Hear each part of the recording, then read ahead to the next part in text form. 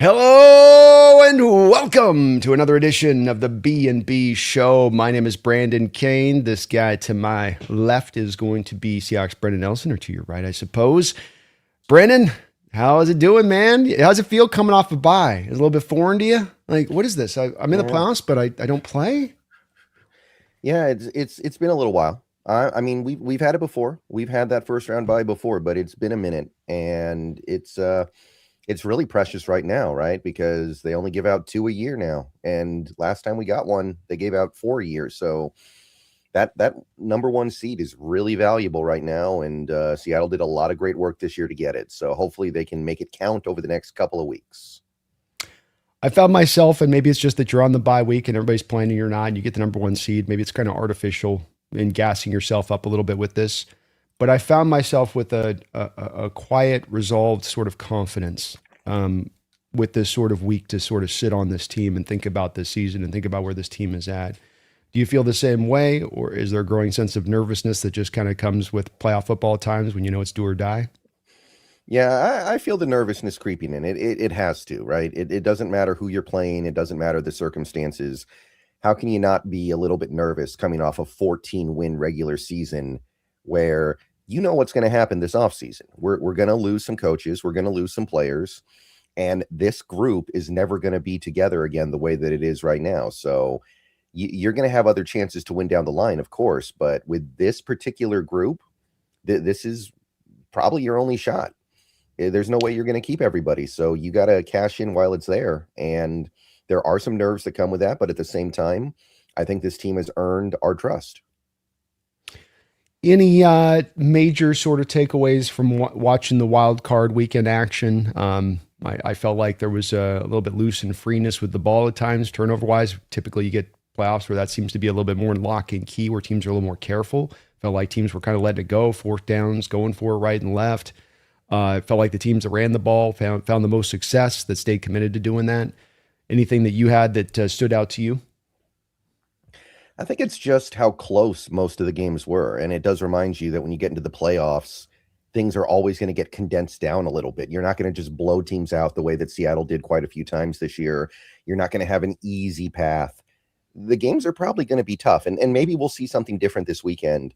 But it was a kind of a keen reminder that little weaknesses in your team get blown up in the postseason because you're playing better teams. Even a team like the Rams going up against a bad team in the Panthers. You saw how close that game was. That game came down to the wire, and it was largely because that Panthers team, as flawed as they are, were able to take advantage of a lot of little issues that Rams team has. And even though the Rams are much better than the Panthers, they were still able to push them to the limit. You saw it in, I would say to a certain extent, the Niners-Eagles game, and the Niners actually ended up winning this game. That Eagles team, their roster right now is clearly in a much better state than the Niners, but they've got these little issues with dysfunction with their offense, with their coaching staff versus their players. And the Niners were able to just put a giant microscope on all those issues and actually win a game on the road. So it was a reminder that it's not going to be easy. Like, as much as we can sit here and think, oh, this is going to be easy, because look at how good we did in the regular season. It's not. It's not. Playoff football is a different brand of football. Good points on your part, and I'm expecting that I'm going to predict a bit of more of a comfortable win on this one, just because of where I feel like this team is, and just that I think that we have less of those things that the Niners can kind of go out and expose for where we're playing, where our team's at. Just kind of the full meal deal. If I had you fill in the answer on this one of Brendan's confidence in the Seattle Seahawks going and getting a Super Bowl win this year after watching Wild Card Weekend have been fill in the blank. I would say it's probably gone up a little bit. I would say it's probably up a little bit because you take a look at these other teams, everything just looks so flawed. Like, even I don't want to get too far ahead of myself here, but you look over in the AFC, it's like who's it really going to be here? Is it really going to be Houston with their suddenly like legitimately bad quarterback play? Is it going to be Buffalo with their one of the worst defenses in football? Like, somebody very flawed is going to get offered up from that side. Like, no way around it. True, man. Buffalo's got like 3 receivers left. Yeah. Like, they're just, or I mean, they're going. yeah, or if it's Denver. I mean, I respect Denver, but I think that's a terrible matchup for Denver if they play Seattle in the Super Bowl. That's like, I think that's the exact kind of offense Seattle can just tee off on. I agree. I even think the defense, as good as it is they will be playing style like we faced in the early part of the year. If we face them with that, they love to blitz early downs. And we did show that we can sort of, if that's your methodology, we can probably get after you if that's what you're going to try to, attack us with. So, yeah, I felt the same way, that there was a little bit of a slight increase standpoint. I did feel like the AFC teams felt definitely weaker to me, Brendan, than the NFC this year. And maybe it's just the games itself, but you thought it going in and you got a little bit of confirmation on that coming off the wild card games. Ugly games, just jointed teams. I mean, CJ Stroud, that's not his first playoff game. Guy couldn't even catch a snap, Brendan. Yeah. I don't know what's going on there. And like, I know New England ended up winning by 2 scores and they ended up controlling that game, but that game was not over early. That game went all the way into the 4th quarter before it was closed. And that was with Justin Herbert trying to basically hand New England the game the whole way and just playing one of the worst games I've ever seen him play, and still ended up close. So I don't know. I look at that AFC and I'm like, I don't know who's going to make it, but whoever it is not going to be as strong as a typical Super Bowl team. And I'm not going to hammer on this one too long, because this week we're going to get a lot of determination on this, where the people that are bringing this kind of stuff up are either going to get really quiet or they're just going to get even louder. But I did feel like watching the AFC teams and a CJ Stroud and Justin Herbert, I'm just kind of reminded of the fact these are 2 particular quarterbacks that are going to get a pass in a way that Sam Darnold doesn't. And that I thought CJ in that way almost tried to lose the game for the Texans at a lot of times in that game, if not for their defense saving him. And likewise with Herbert. I mean, the passing and the offensive line wasn't great, but it's not like Herbert gets any credit for that last year when the Rams walked through the Vikings, porous offensive line. Do you feel the same way a little bit on that coming out of this weekend? I could definitely see that, but I am definitely seeing public perception shift against CJ Stroud in particular. And I think we're going to get there with Herbert very soon here. I think that you are starting to see people going, hey, what the heck is going on here? Why aren't these guys a little bit further along? And I do agree with the offensive line part, because everybody talks about the Chargers offensive line. Everybody, like, it's very well known public knowledge that Chargers offensive line is one of the worst that we've seen in a while. It was possibly the worst in the entire league in 2025. And obviously it was no better in that postseason game, but you're right. There is definitely some truth to that. And I mean, all I can say is that Darnold has a chance to kind of end that narrative forever this Saturday. If he can go out there and play well and win against a team that, by the way, does not have any kind of a pass rush whatsoever, then I don't think anybody will have much to say. No, we got to finally get maybe this narrative to be finally put to bed. Just one more satisfying part to getting a win this week, Brendan, is that gets to be put away and we don't have to keep talking about that over and over again and having it just keep churning over, just churn it over again. Well, we're going to try to, folks, get into a creative way of Brendan to break this game down, because this is not typical in any way, shape, or form. And that you have an opponent that we've talked about already twice this year. We just talked about this matchup pretty intricately 2 weeks ago. So we're going to go through some of the stuff on this and try to kind of go into things that we feel like have changed or separated. I think that the game plan on both sides of the ball remains very much similar to what it's been prior. But let's start out, Brendan, with a little bit of, and I know we'll be maybe getting some injury updates here in about another 40 minutes or so, 50 minutes or so when we get the final injury reports out. But where are we at injury? Let's give them some updates on where we find ourselves for this game leading into it, Brendan. Okay, so you want to start with the Niners offense or the defense? Well, we could be here all day with either side of the ball. No, I'm kidding. Let's go with offense. All right, so the Niners offense and then the Seahawks defense kind of as a partner with that. So the main difference from 2 weeks ago, because really we're going to be thinking about the game 2 weeks ago, because it was 2 weeks ago. We just played this team. So that team, they're almost definitely going to have Trent Williams this week because he played last week. So Trent Williams is back, and that's big. That's significant.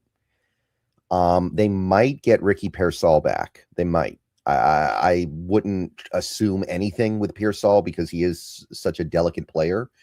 They might get Pearsall back. But they got no George Kittle. George Kittle is out. I mean, he might be out next year. He might be out for the rest of his career. It was a pretty devastating injury for a 32-year-old to have. So they got no Kittle. But with Trent Williams out there, they should do a little bit of a better job protecting Purdy, because in that last game, they definitely had some issues protecting Purdy. And if they have Pearsall, I do think that gives them a little bit of speed that they did not have in that game a couple weeks ago, where maybe they can threaten down the field a little bit, which they were not able to do at all in that game we played a couple weeks ago. So I think that things change a little bit, but at the same time, let's not forget how important Kittle is to that team. Kittle changes so much for them, not just with their passing game, but he's also an excellent blocker for their run game. And their run game has really kind of gone up in smoke over the last couple of weeks, it feels like, because I think McCaffrey's just completely out of gas. And this is the exact kind of rushing attack that I think the Seahawks defense is built to stop. The outside zone, speed-based rushing attack. So they gained some stuff from last time, but they've also lost some stuff. And it might come out as a small net positive, but I'd say a pretty small one. Yeah, and I think even with Trent Williams, you're looking at a guy who probably is nowhere close to 100%. I think he wasn't necessarily well graded. He's pretty closely graded to where we had Austin Pleasant graded for them at left tackle, coming off the heels of Eagles last week. And the Eagles can't exactly throw a bevy of edge rushers at you like we can. So it'll be kind of interesting to see where really Trent's health, really where that does kind of stand and fit. And then the defensive side of the ball. Right. So defensively, the main difference is the Niners look like they're going to be down Jair Brown, the safety.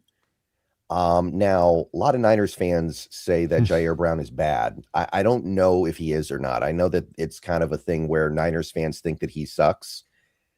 I will say that his likely replacement, I think his name is Siegel or Seagull. Yeah.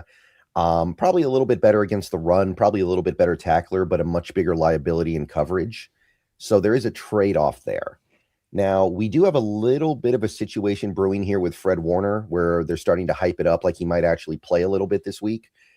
I'm a little skeptical on that. I know Richard Sherman has already said there's no way he's going to play this week. I saw him in practice. He looked slow. He looked sloppy.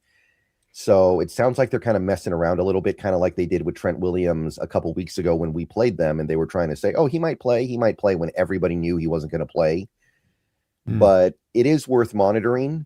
Now, one mitigating factor here is that if the Niners do not have Fred Warner, which is still, I think, the more likely outcome here, they found at least a little bit of stability with Kendricks out there, which they did not have previously. So they're not completely destitute at linebacker the way they might have been, but it's still looking mighty thin up front for those Niners, even if they get Keon White back for this game, which looks likely. Yeah, the Fred Warner's an interesting one because, you just have Kittle go down last week. And Brendan, I thought, be interested to hear if you feel the same way. My sneaking suspicion on this is it's like the Daniel Jones, where Daniel has the broken one leg and then he's trying to support the other leg a little too much and then he ends up snapping the Achilles. And I felt like when you watched him on that, you could feel even on that slow motion of the play where he's stepping on the left foot and he can't put as much weight down the left foot as he wants to. So it's all going onto the right hard. And then ends up snapping it. And it's like, you guys are already going to be down Kittle on this. Is this a worthwhile risk for you all next year to have these two guys off? I mean, you lose both a Kittle and a Warner for next year's team already with Bosa coming back off the injury he is, and your first round pick coming off the ACL he is. I mean, and maybe it's not in their math on this, and maybe Fred Warner's one of those vets, Brendan. I've been referencing it like Russ with the high ankle sprain in 17 or with the finger when that was broken, that, these vets get to this point and they've done so much for your team that they can kind of make the call in that moment of whether they play or not. But this is one where I think the Niners really, not just because I don't want to face Warner, but because you look at their situation, that could become a catastrophe really quickly if you have him out there and he isn't ready to go. Well, it's the Kyle Shanahan way, right? That's the Kyle Shanahan way. Just put your players out there and let them die for you. And, it's a risk that he's willing to take because it's not his body that's getting broken up. So I don't think he's going to play. I think they're messing around.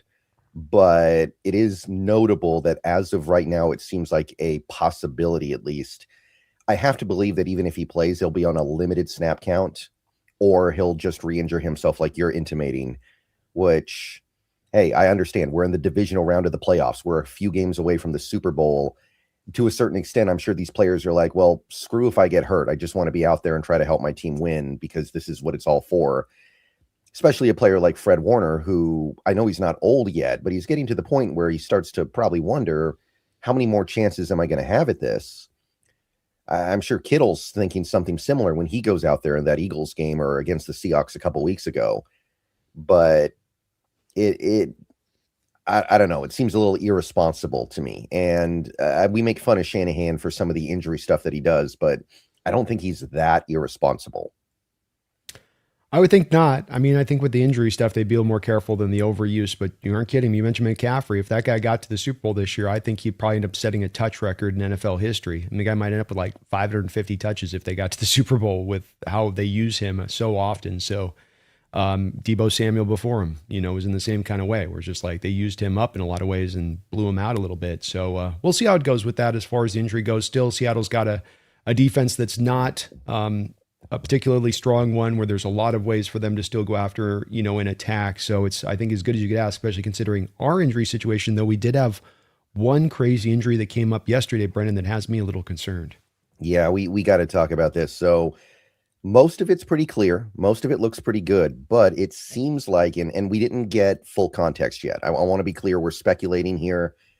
It seems like Cross injured his knee at some point yesterday and was limited in practice. But what that could mean is that he was practicing in full, then he got hurt, and then he left for the rest of practice. So normally I would look at a limited practice on Wednesday and be like, oh, that's totally fine. We're good. We got nothing to worry about.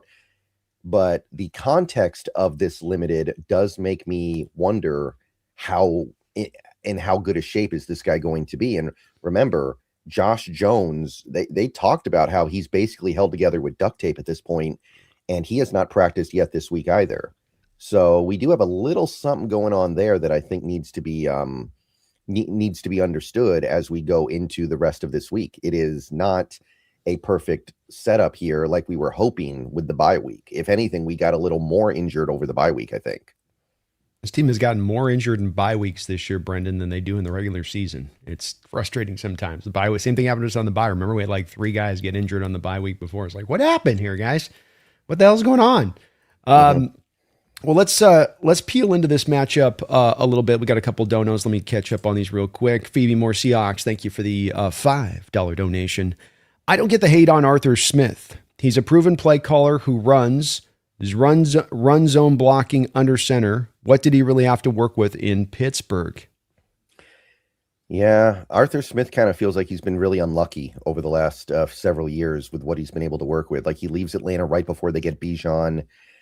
And then, and I think he would have done great stuff with Bijan. The guys they have right now are doing great stuff with Bijan, and I don't think they're as good as Arthur Smith. And then in Pittsburgh, he gets saddled with a roster that isn't really built to his strengths, and maybe not built to anyone's strengths, because I don't think they have a lot of talent, period.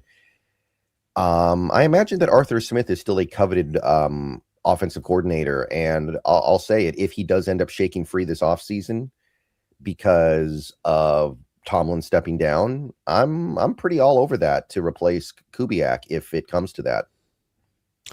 Yeah, I definitely think that he's a good offensive mind. I think what Brendan said on this is very smart. Brendan Liff had on to that as well. Tannehill before that, so he's not exactly gone through a.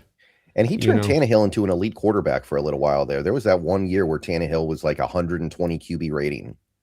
Yeah, and I mean, it's that Pittsburgh offense, like you said, was a mess. So I can't hold them responsible on that. They never did in Atlanta. They never got him the quarterback, which I think if you have an offensive-minded head coach, you never give him a quarterback. I think that's really unfair in trying to judge that guy, because you just didn't get him the main. It's like having him cook a dish without the meat. It's like I can do all this stuff on the outside of it, but I still am missing the meat when it's all said and done. There's only so much I can do to make this look good and plating this. So I think he's a really good offensive mind. I don't know if I like him as much as a head coach, which is what, of course, Arizona's right now interviewing them to be. But if he was to come here, I would be perfectly fine with it. And also, remember, he was the guy that they had targeted, but just didn't want to wait around for Mike McDonald to get hired before. So Seattle has, flirted with this possibility already once. I could easily see him being a good fit. And I just can't think, maybe Arizona does it. I think the only way he's getting a head coaching job if it's for an Arizona type team, Brendan, that just doesn't have a lot of money to spend, right? They couldn't come up with the Harbaugh cash to give him money, right? They're not going to get one of the prime candidates, so they have to go to sort of secondary city because they are a little bit of a, I'm not going to call them a welfare organization, but like they just don't get the best of the best, right? Yeah. I do. I'm thinking about that Arizona situation, especially with Dante Moore going back to college. I can't imagine very many people wanting it either. Like they have no way to get a quarterback at this point, really, unless they want to throw a bunch of money at Daniel Jones or something like that. So that's not a desirable spot right now at all. It's not. No, you're right about that. And there's a lot of work to be done there just beyond the quarterback position, offensive line, and where you're at skill position players is getting a little bit better. Running backs, Benson's going to come off a season-ending injury. You got nothing there. Defense is at least a little bit more solidified in the line, but the back end's got a lot of questions, I think, on it outside of a Buda Baker and a Garrett Williams. So I think that it's not a attractive destination for a lot of different reasons there, which probably is going to lead them picking through some of the lesser kind of candidates. Like, I don't think Arthur Smith's getting a head coaching job anywhere else. I don't even think anybody else is going to be interviewing him. Mm-hmm. What about if they want to give us a couple third round picks with Leslie Frazier? I'd be okay with that. I could live with that. Yeah, there we go. You guys can have Leslie there. He's been around the block. He knows what he's doing. Yeah, he's been a head coach. I take a couple of those third round picks. Yeah. Hey, we got Dirty. Dirty's being interviewed by Cleveland, man. Yeah. Yeah. And I think Baltimore interviewed him too. Somebody else did, I know. But yeah, there's going to be some brain drain this offseason. So just get ready for it. It is. Carl Scott out there as well, getting looked at in a couple places. It's just the nature of the beast when you win is that's going to happen. So Jake Peets might be a guy picked up as well. But we both like him, Phoebe. We both like him for a while. He'd be a good fit, runs the ball, balanced offense. And Sam Darnold would be like for him having a Tom Brady, comparatively speaking, to what he's had to deal with. Quinn, thank you for the $5 donation, Quinn. If they put in Warner in his condition, it showed just how scared they are of us. It's such a desperation move. I mean, I'm sure they're thinking about that game a couple weeks ago where we ran the ball all over them and they're like, we got to find a solution. So I imagine they are kind of intimidated right now because this running game for Seattle has done nothing but get better over the last month. So I'm sure there is some desperation there because I'm sure they're looking at it and thinking, we had to give everything we had to beat Philadelphia. Like that was a tough game. They had to really just survive it. There must be to some extent, they're looking at their current guys and they're thinking these guys are just going to fall over when that game starts. So we got to get somebody fresh out there. And Warner, by some definition, is fresh because he hasn't played in a while. I don't know if that counts, but you're definitely trying to increase the variance in a game like this if you're the 49ers. To your point on this, I've been having it brought up to me, and it's being brought up on the round table by a bunch of Niner fans trying to sell me on this, and it just doesn't really fly with me from my perspective, because when I look at the team that really's got the pressure on them in this game coming into this, I know we have the number 1 seed, and this doesn't mean that it wouldn't be disappointing if we lose. And it's not that we're just everything's all good and roses if we happen to lose this game. Nothing like that at all. But when I look at pressure and I think about pressure, I think of it in terms of this team doesn't get this win in this year and this time right now. All of this is going to happen, which is going to prevent them from ever having as good a chance as right now. Like you said with the team, it's a good point about, look, this particular team will only play together once, and that you are going to have to find answers in the future. You can't just wash, rinse, repeat, and put the same thing out there that you did the prior year. But with that said, I just feel like because nobody counted on us being here, nobody even right now is still getting fully sold on us despite being the number 1 seed. You're still seeing team people out there like, I don't know, I think the Niners are going to probably do it. Like that's kind of the in vogue thing I'm hearing already this week a little bit. Whereas the Niners are at the end of the Super Bowl run. Trent Williams, does he retire this offseason? McCaffrey, does he retire this offseason? Kittle, does he retire this offseason? Fred Warner coming off 2 major lower leg injuries in back-to-back years. You say he played through a fracture all last year. You got your first-round pick. Bosa with the ACL. What's this future there? I feel like the pressure's on the Niners, in my opinion. And that this desperation move is kind of an example of that. Yeah, there is definitely something there. I mean, this Niners core has been due to blow up for a while, and they've pushed it off with some pretty risky moves. I think they just paid Kittle last offseason a bunch of money, and that may end up becoming like a team killer at this point because, like I said, I would not expect him to play very much next year. I don't know if he'll ever play again. Like that is a devastating injury for a 32-year-old to have. They did all that with Trent Williams' contract. They gave him a bunch of money, I think, that they probably shouldn't have, but they felt obligated to. So if they don't get it done this year, that could kind of be the end of it. Whereas in Seattle, I don't even know if Seattle has everything in place that they really want to. This is still only the second year for Mike Macdonald. It was the first year under a new offensive coordinator with a new quarterback. And while this exact core, like I said earlier, will never be together again, I think there's every reason to believe this team can be great again in future seasons. I agree. I see it the same way. And I just think that that does remove a little bit of the pressure from this angle where I think of pressure being of like, this guy's a lame duck coach. We got to this, our major free agents across the board are going to move. I just think of it in circumstances of that really press for it to happen, not just merely because you're the first round pick and that if you lose, It's like, this is a division rival we're playing. This is a team very familiar with us. It's to look at it just as the seed of the Niners and say, well, because they're this low seed and we lose to that, then that's just going to be just decimate your program. Like they're speaking in terms like that. Somehow this would like mentally hit us in the same way of like how not running Marshawn in the Super Bowl did, Brendan. And I don't, it doesn't add up to me. I'm not buying into this. Right. Well, let's look over at this matchup here, Brendan, and let's start with our offense first, if I may. And look a little bit first at this Niner defense. This is going to be information that we've, of course, covered with you guys just a couple weeks ago, but just as a refresher on this, the Niner defense is 22nd in rush EPA, that's on the bad side. Teams are passing on the Niners at the 10th highest rate in the NFL, despite, as we talked a couple weeks ago, the fact that they're giving up a lot in the run game. And as me and Brendan told you at that time, this means we're probably going to try to run the ball. We're not going to be like those other teams where we got to pass it. No, we can run the ball good against you, we'll just run the ball good against you. 31st in pressure rate, that is not good. 29th in most yards on average separation of routes. So they're allowing a lot of separation on the route running as well. Right. 23rd in time to pressure, 26th in pass EPA, Brendan, 27th in blitz rates. A lot of the Niner fans this week, Brendan, are trying to sell on the aspect of we're going to stack the box and we'll bring the blitzes. Like you didn't last 2 weeks ago. Like these numbers are all very similar to where they were from the last game. Like it wasn't like the last game of the year they went extreme and it pushed the numbers across the board up in a certain way. These are numbers that are all in a similar place.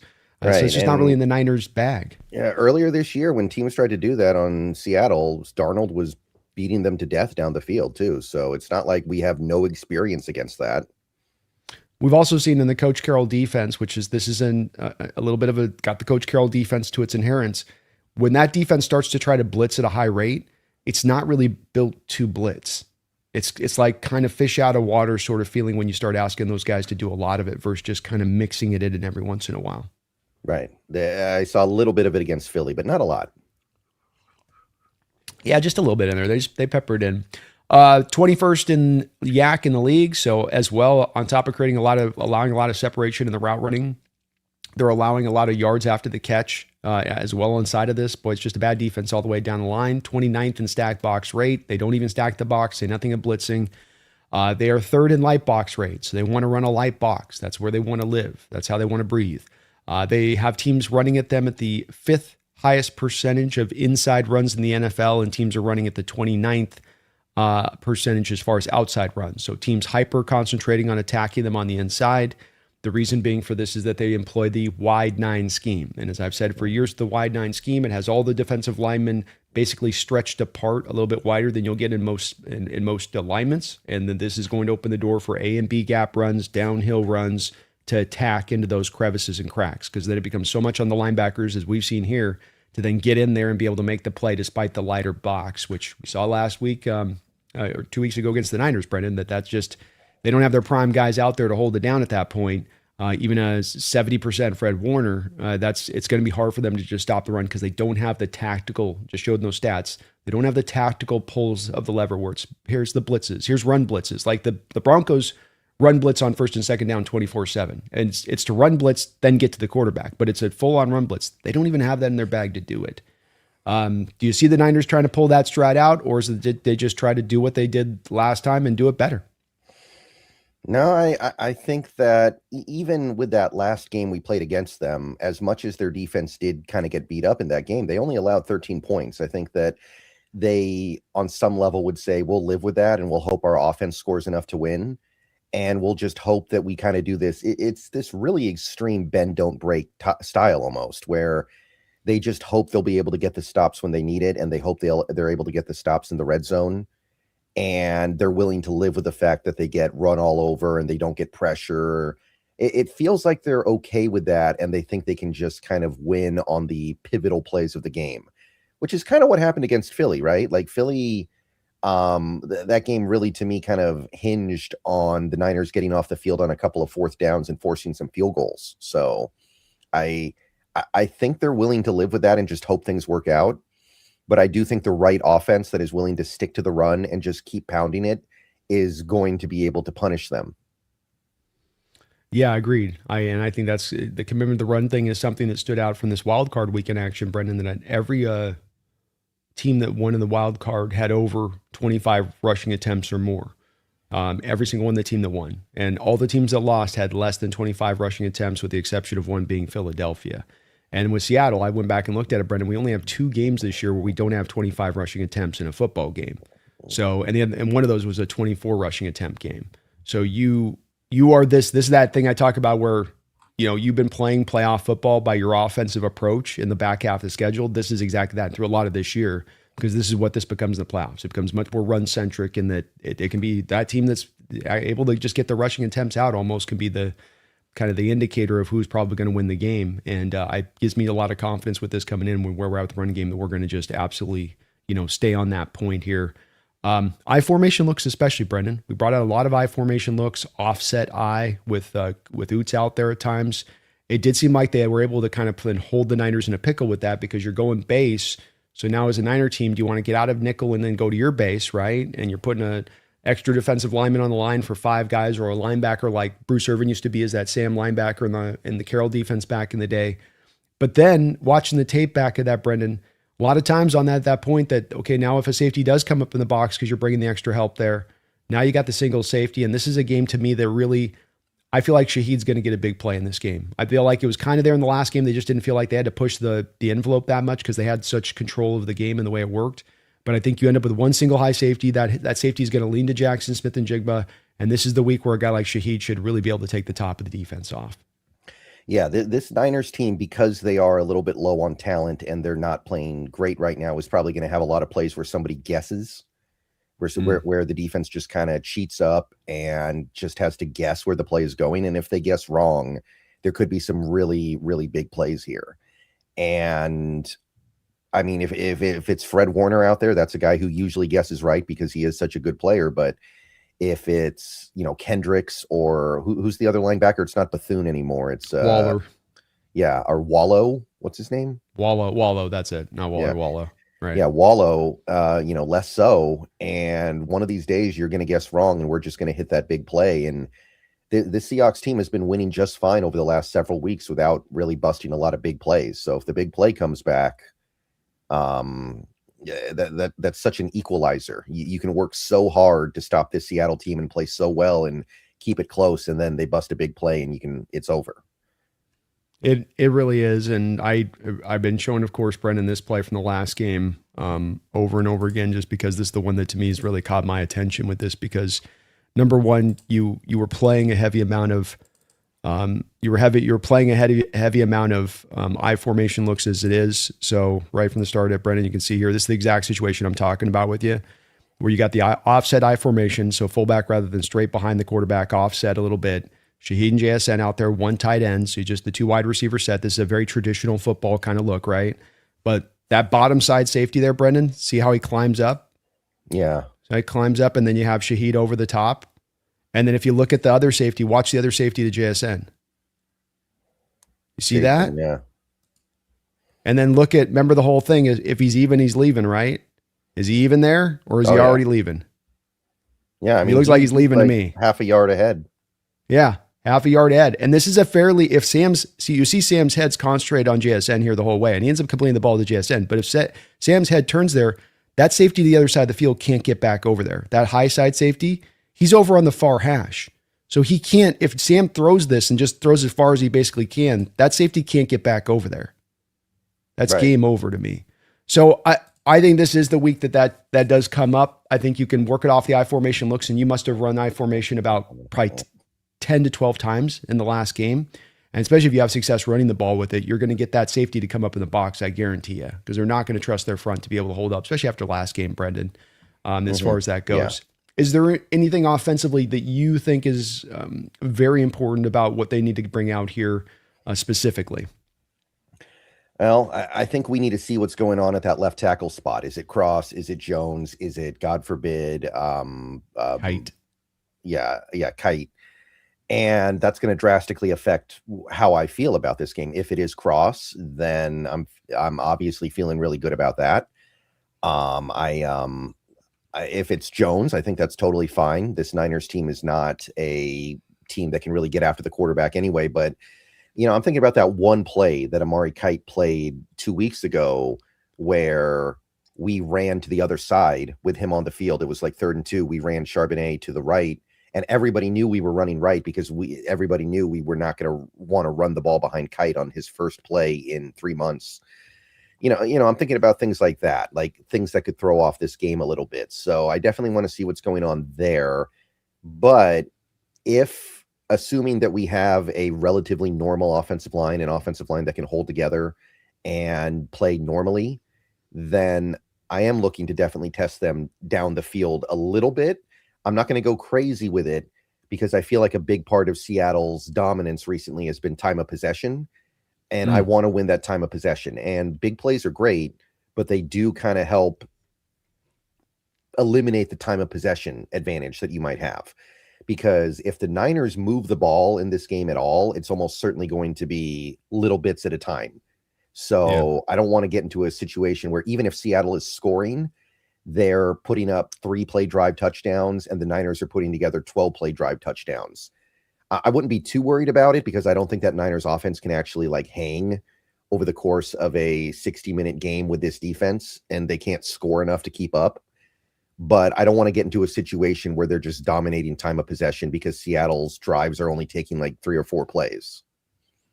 Agreed. I think you've got to your point as well, the Niners are playing their 4th game in 21 days, Brendan. 4th game in 21 days. You'd have 28 normally, So that's a team that's going to be tired. That's a team just traveled out to Philadelphia. So to your point, having that time of possession, lean into being able to you get them in the 3rd quarter and you've owned the clock a little bit. That tiredness is going to add up, especially with how thin they are.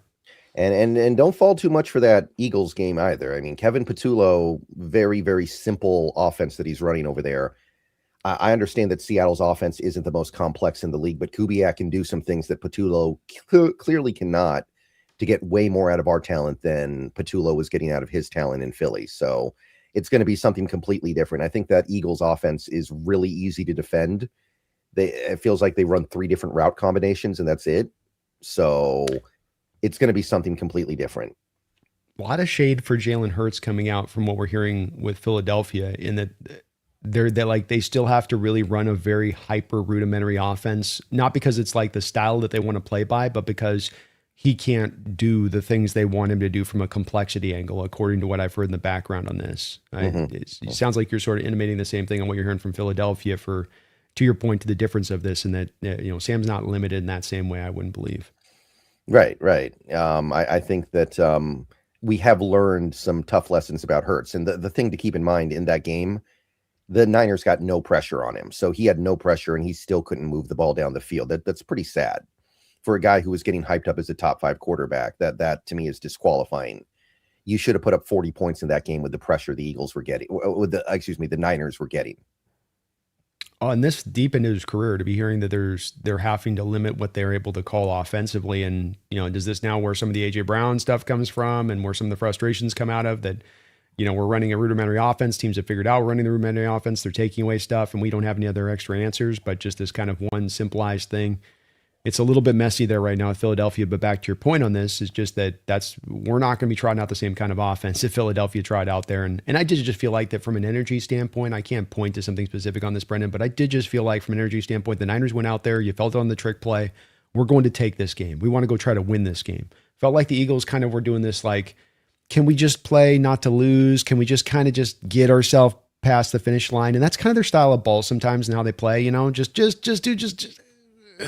enough. That's how I felt about watching that game a little bit. I think there's a lot of people on that Eagles team that just want the season to be over.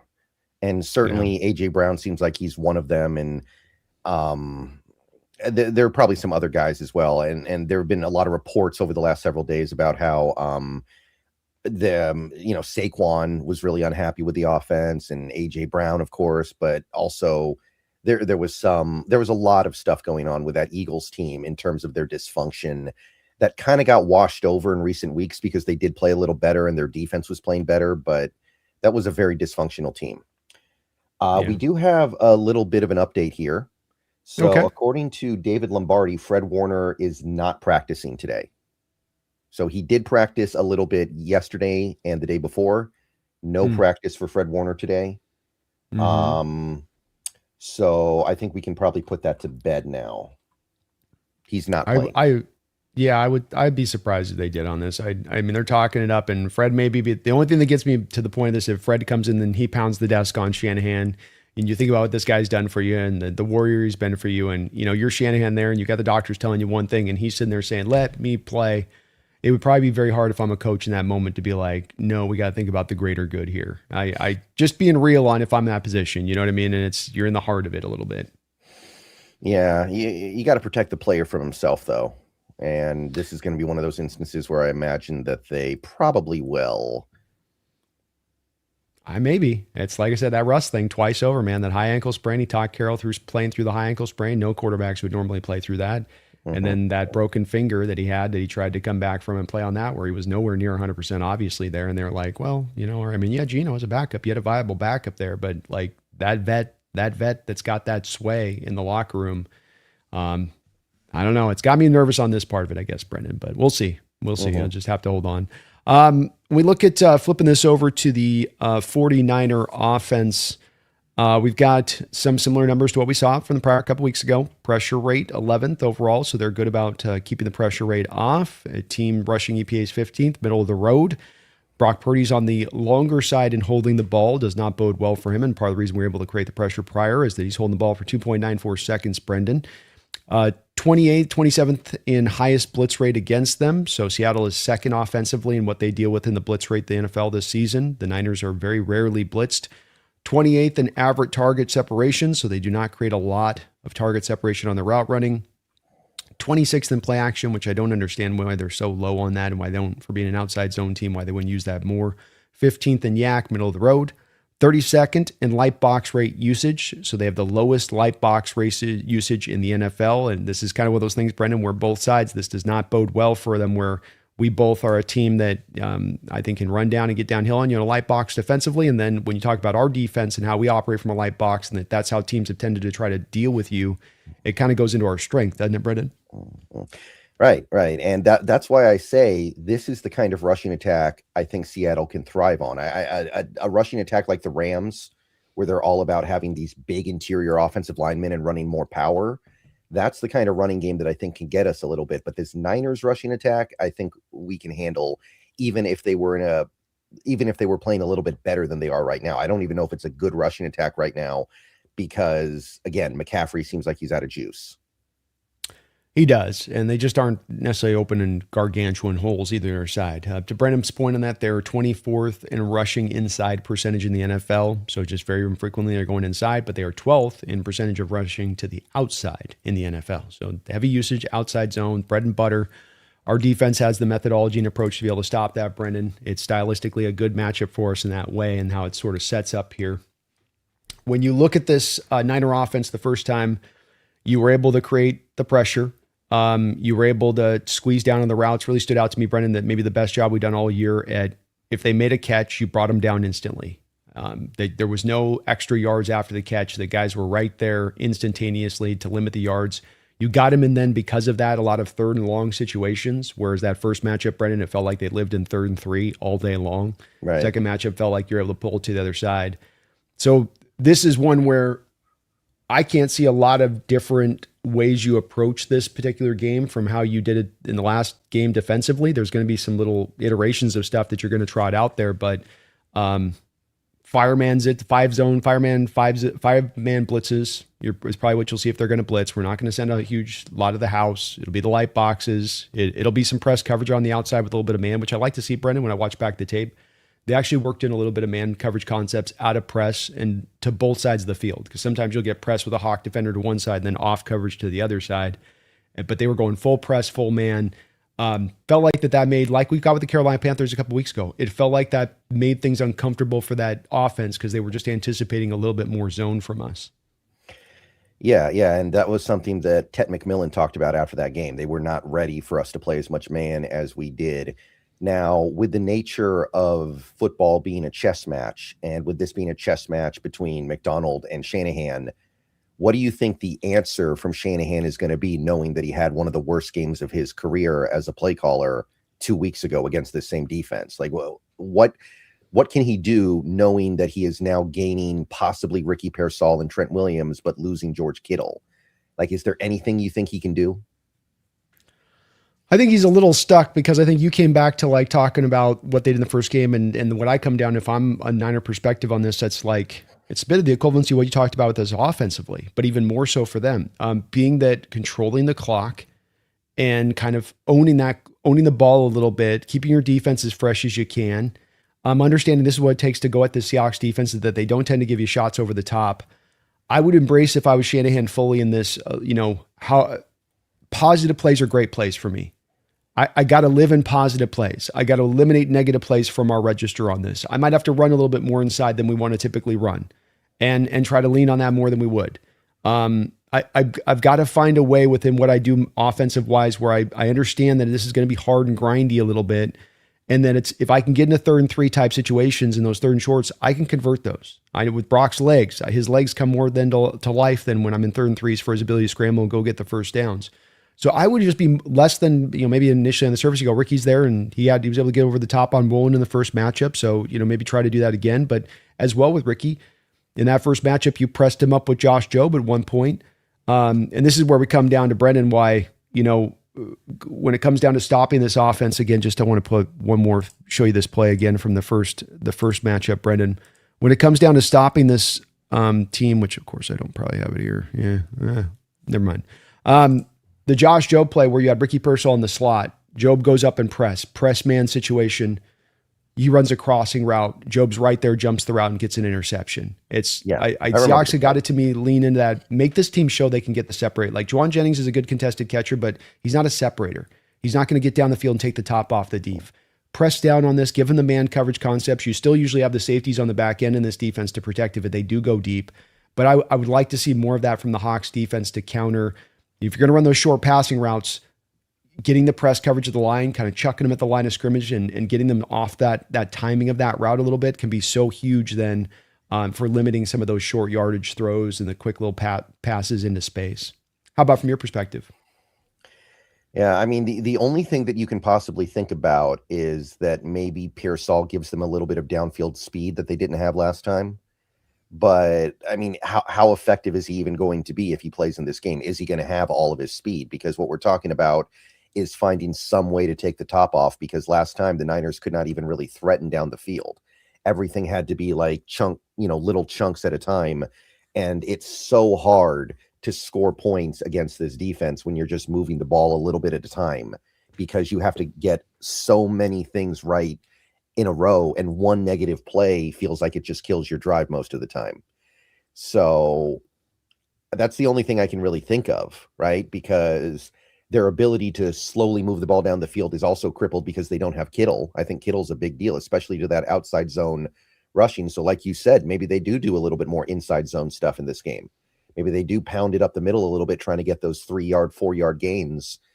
But that's not really the style of offense that they built there in San Francisco. And I don't know if they can effectively run it against the best defense in football on the road 6 days after they gutted out a tough game in Philly. Yeah, it's the degree of difficulty is going to be still insanely hard, and it's never fun to have to deviate outside of who you are to try to find some headway, because you just know you can't make it over here and you can't make it over on there. A couple things that I think are specific to the offense, and just re-putting these back out from 2 weeks ago, because I think that they do still apply. I think that there's some specific things within this Niner offense defensively you're smart to concentrate on. I think these very things, Brendan, in the first matchup, you'll agree as we'll go through these, were things that you did a good job of limiting the Niners or forcing them into. And the first place is we took away the over routes in the first matchup. We took away the throws to the middle of the field. We said, okay, Brock, you're going to throw it outside the numbers to beat us in this game. And as you got your interception, for instance, on the tip ball, throwing it outside the numbers. Once again, in this game, Brennan, I think you got to force Brock to throw it outside the numbers. That's going to be a very important part of this process. I like it. Especially with the receivers that they have, especially, they don't really intimidate me, right? Like if they had Brandon Ayuk, that'd be one thing, but without Ayuk, that receiver core has never really intimidated me this year. Me neither. And it's missing a little bit of the speed. They don't have a Shaheed kind of component to that, which again, probably something they need. Probably something they need to address this offseason, but I just think that gives you a little bit more confidence to be able to force them out there into that side of it and make them live out there, make them beat you out there, make Brock push it down the field and show that he can do that. Contain Purdy in the pocket. I think we did a good job in the last matchup of doing this and being able to generate the pass rush, but keep him contained as well. Don't get out of control in your pass rushing, which can happen at times in a Niner team where that Eagles had it happen a couple times where they just got a little bit too wild and loose in their pass rush to try to get home, and it allowed him a pathway to get out of the pocket. But I think they do a good job, Brendan, with especially those fire zone blitzes, the 5-man. You get the 4 to kind of force him up to where they want him to force, and then you have a guy to step in there to go get it. They did a really good job of capturing Brock climbing. Remember, there was the Derek Hall play, there was the Jaron Reed play, there's the Uchenna Nwosu play where he trips Brock up coming back up into the pocket. So they were really, really smart about being aware of his climbing up and keeping him contained, and you've got to do that again this week. Yeah, and I think that over the last several games, Leonard Williams has been a little bit less effective. I think he's worn down from the long season where he has played over 800 snaps and he played in every game. I'm hoping that bye week rejuvenates him and he's able to get more push in the middle of the defense, because I feel like that's been missing a little bit. That would be nice. That would definitely be nice, because internal pressure is going to be tough pressure for Brock. You're giving him nowhere to go. Hands in passing lanes. This was one that makes me look very smart in retrospect, doesn't it, Brendan? Because Boye Mafe was hearing what I was saying. Niners passing attack is going to be short, precise. Me and Brendan are talking about what they're going to try to do. Probably try to work the short passing game and just get some positive yards. Not as much of getting an 8 or 9 or 10 or 15 yard gain. Go get me my 3 or 4 yards in a pass. Well, one way you can neutralize that is getting your hands up in the passing lane, because you're not going to have time to generate the pass rush. Boye Mafe did this in the last game, got the tip, throws outside the number, back to one of my other points. So both forcing the throw to the outside the numbers, getting your hands in passing lanes. These were all ones I put up on the last one, folks. So it was proven out salient, Brendan, because you got the tip, you got the interception, the game-changing play by getting your hand up. You got to do that again this week if they're going to go to that short passing attack. Right. I'm a big fan of that one too, because again, even a play as simple as an incomplete pass on a short pass is able to kill a drive, because this Niners offense has to work so hard to grind out first downs because they can't push it down the field the way they might be used to. Amen. Yeah. So it's vital if they're going to lean on that. You get your hands up, tip passes, lead to interceptions. Take some risks with the stacked boxes and blitzing. This was my prior one. I don't know if you really feel like you've got to do that coming into this game because of how much success you had. I think really it's the 5-man zone blitz, the 5-man blitzes that you run. You had the extra defender on there. I think there's some games they're able to run with that extra defender. You still got the guys in the back end to cover it up at that point.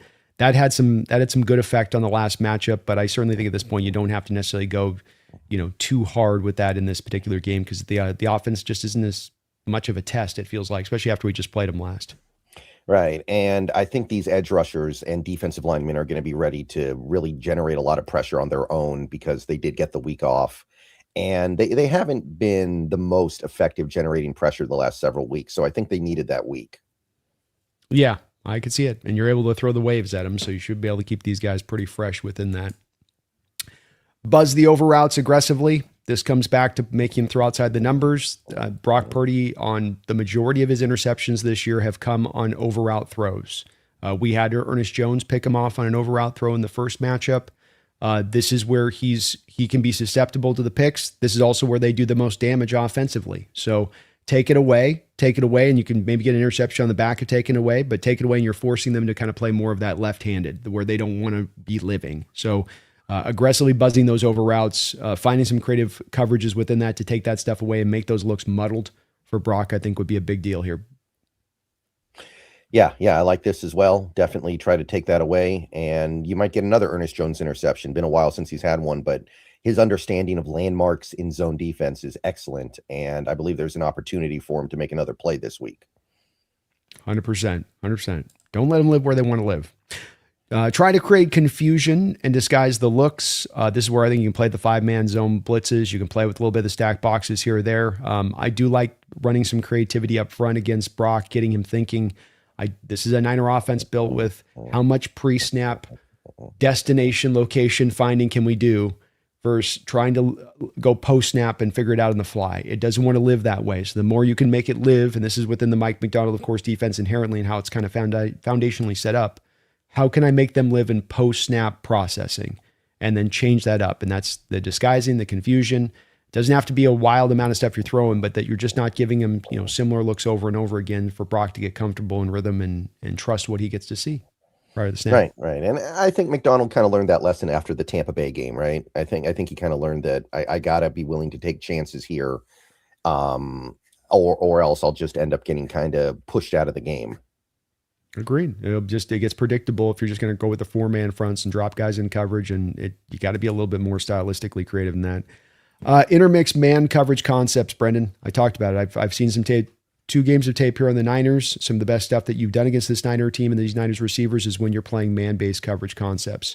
So I build that in this week, utilize it, embrace it, make this Niner team prove that they can beat man coverage. They're not a great separating team. They haven't been, even when the best of times, Brendan, when they were even a couple years ago, kind of somewhat the higher powers. They weren't known for being a great man beater kind of team from a receiving core. So make them do that here today. Press coverage, man, on the outside. I would love to see it.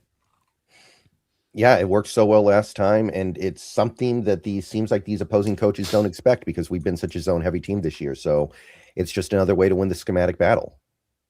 Exactly. They're not seeing it coming. It's not the way you typically want to run. So when you do put it out there, it catches them quite off guard. And then risk the big play. This is back to the Shaheed thing. My last or risk the big play. Sorry, no, not Shaheed, but to defense. This is just to that point we just made about, look, I don't feel threatened by the receiving core. I don't feel threatened by their tight end position. I think we've proven we can keep them earning their way up the football field. I think that allows you to risk some things at times for the big play. You don't have to sell out. You have to do casino blitzes here. But the 5-man fire zone blitzes that you're running in the last game, especially to a decent degree, got no problem with dialing those up, man, and getting them uncomfortable. And at least it compresses the pocket. You, that 5th guy up there, does a better job of kind of keeping the containing of Purdy there in the pocket, if anything else.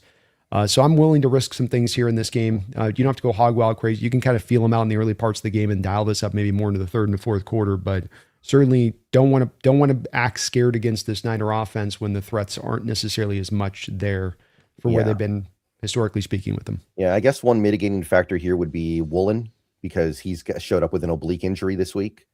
If he's in some way hampered and not able to go at full, that would intimidate me a little bit from putting him on an island.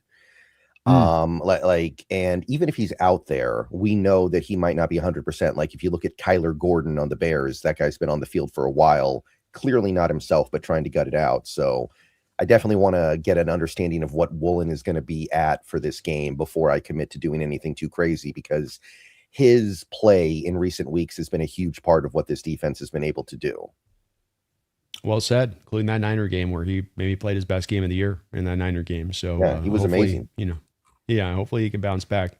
Any other specific keys to this playing this offense that you can think of that you think is very important? I mean, at the end of the day, like I said a couple weeks ago, games like this are why McDonald is here in large part, because we stopped being able to handle that Niners offense with Carroll, and we looked at what McDonald did in Baltimore against that Niners offense, and I'm sure a big part of it was, hey, we want some of that.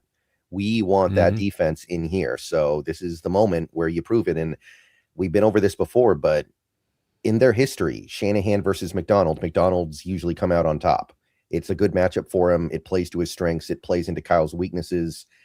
And other than the one game last year in Seattle, where, again, we had DeAndre Baker, or whatever his name was, something Baker at linebacker. Dodson and Baker. Yeah, Dodson and Baker at linebacker, and Rashawn Jenkins at safety. Yeah, McDonald's done really well on Shanahan. One other thing to think about here is that ever since that week 1 game in Seattle, San Fran's special teams have been extremely good. Like, they had a really bad game that week. They had a blocked field goal. They had a missed field goal. I think they had a couple other bad plays on special teams too. And since then, they've been excellent. So this is going to be probably the 2 best special teams units in football going up against each other. So don't expect to win out a big advantage there. And the special teams needs to be clean this week, or else you're going to end up giving up points on that end. Yeah, it's a good point with it. I thought the Eagles did a good job of kicking on the kickoffs to Brian Robinson too. I'd like to see that as well. There's a significant difference between him and Sky Moore as far as the return ability goes from a kick returner. So, punt, kick to him, that's a good sign of it. To your point on McDonald and what he's done as well, in addition to having those backups in there last year in that first matchup at home, Brennan, You were also, what were we playing, like 3 games in 13 days or something like that? 3 games in 14 days. And we had some injuries as well, I think, on the line. Something like that. It was something like that. And of course, no Eman Wari, no DeMarcus Lawrence, no Nwosu in that game either. He was out. It's not a fair comparison, but it is worth noting that is the one time Shanahan got the better of McDonald. That is the one. And the thing that does stand out as we talk about how we're going to play him and what we're going to do when it comes to blitz rate, when it comes to, light box rate. McDonald has not really tried out a lot of different varied game plans as far as the base way that he's looking to go at this defense or at this offense of the Niners. So, he's basically kind of dialed up some similar stuff in that way of things, in that manner. Yeah. A couple donations here. DVN, thank you for the $5 dono. It says pressure on the Niners. Definitely feels like the 2019 Niners versus Seahawks, but roles are reversed. Said this before week 18. Yeah. I mean, it's kind of like you look at that Bills-Broncos game. The Broncos are the 1 seed, but it feels like the pressure's on Buffalo, right? That's kind of how I feel. Because that Broncos team is pretty young. They're going to be good for a while. They got Sean Payton. They got a young quarterback. And the quarterback hasn't gotten extended yet, and he's not going to get extended for at least another year. And that Bills team is obviously in a race against the clock because of Josh Allen's contract kicking in. So it is possible for a wild card team to have the pressure against a top seed in a playoff game. And it feels like that's the case here. Yeah, I agree. And I'm glad to hear you're in the same outlook of this, because there's so many people trying to hit me with this and then it's mainly Niner fans, I think, are trying to hope that this can be a factor more than it will be a factor. But, they'll reference to me and they'll say, well, Washington, everyone thought Washington for years to come. And then it's like, that was an older roster that was living and dying on the back of Jaden Daniels getting that done for them. They were going to fall back down to earth. You could see that was going to be very much a possibility. So I just don't think the pressure's on us. And I think the DVN's right. I think this is where the Niners are at the end of a Super Bowl window. And that once this closes up, if this closes now, I mean, you go get a win today, you go get in the Super Bowl, maybe you can come back to Trent and McCaffrey and go, well, hey, one more year, you fall short here. Does it mean that they're like, look, we're getting further away more than we're getting closer away from their perspective. And then if your body's tired, if you made your money, if you're looking at like the chance to win is really looking small, those chances very much could be enough for a couple of those guys to retire. And at that point, man, you're really resetting the whole thing at that point. You're talking about being far away. Yeah, there's no replacing Trent Williams. Like you could spend your first round pick on a tackle. You could sign the best tackle out there to a monster contract in free agency. You're not replacing Trent Williams. No. I mean, maybe one of the best all-time left tackles, maybe the best all-time left tackle when it all gets said and done on that. So and then they got the Brock Purdy contract clicking in as well. So like that's $53 million per year is now starting to really hit in. So this is just a different where there's no pressure on us here. Yeah, we're the first seed. That doesn't instantaneously mean you got more pressure, especially when there's still so many people nationally that aren't yet buying into us. Yeah, and I think it's also important to note here that even though we got the 1 seed, there are people, Seahawks fans included, who are like, this might not be the year. This might not actually be the big year. We might still be a year away from really having that big year where everything comes together. Now, I think that circumstance kind of dictates that maybe you still have to make sure that this year is the year because you're going to lose Kubiak and who knows what happens after that. But even as recently as like less than a month ago, I saw articles from Seahawks fans saying, hey, next year really might be the year. Don't get too hyped up on this year yet. Yeah, agreed. And I can see why it would be, because you have all the money to spend and you're returning almost everybody. And yeah, you might lose a coach, might lose a couple players here, but the cumulative is still so strong, Brendan. Right. Mumbles, thank you for the $10 donation, Mumbles. He says, I like Jesse just coping. This guy's just as good than that guy. Yeah, and Darnold's just as good as Tom Brady by that logic. Comparing a good player to a potential Hall of Famer. Sure, Jesse. Sure. Laughing out loud. Yeah, I don't know what this reference is, so you're going to have to provide context. Yeah, it's Jesse. Jesse is the guy, he does Last Second Sports, Niner fan, Niner content creator, and I work with him over there on the NFC West Roundtable. Mm-hmm.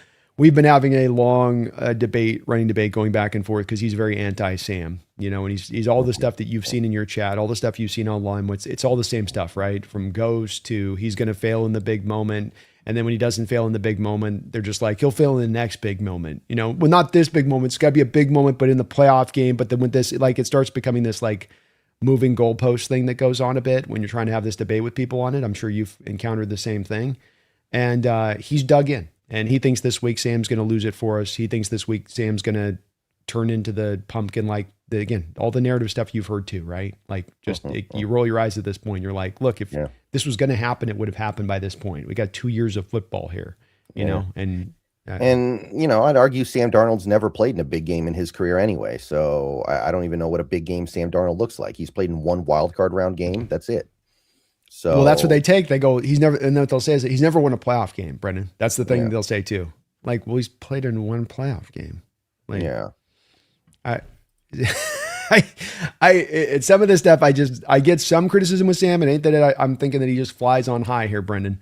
But some of the stuff is just where it's like, just like a little bit with the Geno stuff, where stuff feels a little like it starts to get a little bit like it's slanted in a fashion, or people are starting out with a conclusion, not trying to build the data to reach a conclusion. Right.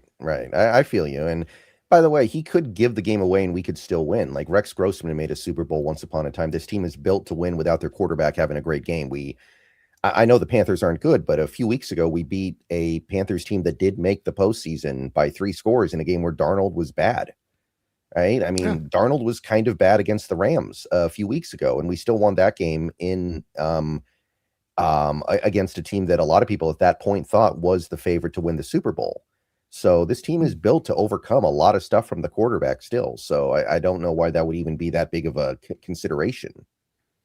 People get hyper concentrated on quarterbacks thinking they're the end all be all. And to your point, it is about how great a team you can build, not just how great. But we're at that superhero quarterback era, and this is part of that, is that people now look at it through the lens of everything is quarterback centric, rather than it's about, hey, build a great team, have a quarterback that can get the job done, and you can go get a Super Bowl. And there's many examples, of course, but I think people just kind of want to ignore that stuff and act like it didn't kind of exist. Slowby1, thank you for the $2 donation, Slowby. Says $5 billion to nothing Hawks. Come on. Let's go. I like can go it. For that score. That'd be hard to do. That'd be a lot to ask. It'd be tough. That would be a challenge. But I'm here for it. I'm down. I'm down for it nonetheless.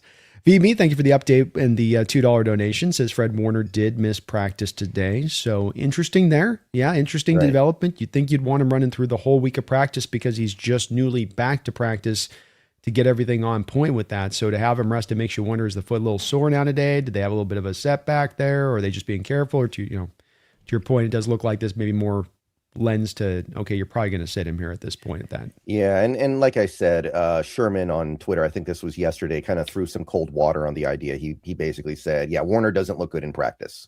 There's no way he's playing this week. And, Sherman's definitely somebody who's going to hype up something like that if he thinks it's happening. If he actually thinks Fred Warner's getting out there a week earlier than expected, I think he'd be very honest about that. But unless he's serving double agent style. Yeah. I don't know with Sherman sometimes, man, Mm-hmm. Yeah, but yeah, he threw cold water on it and now he's not practicing. So I've seen some stuff from a lot of the beat reporters. They basically said, yeah, we can stop thinking about this now. He's not playing. There's just no way. Maybe if he plays, maybe it'll be Willis Reed, right? Where he goes out, hits 2 jumpers, and then sits down for the rest of the game, which, that was a fun story, but why would you really do that with one of your best players? I could see it. That's the other part where I think was wondering about, to your point on this one, Brendan, being that, do they bring him out for third down packages and he's the cover linebacker now, and then you get him to 15 snaps in the game or 20 snaps in the game for just those kind of moments?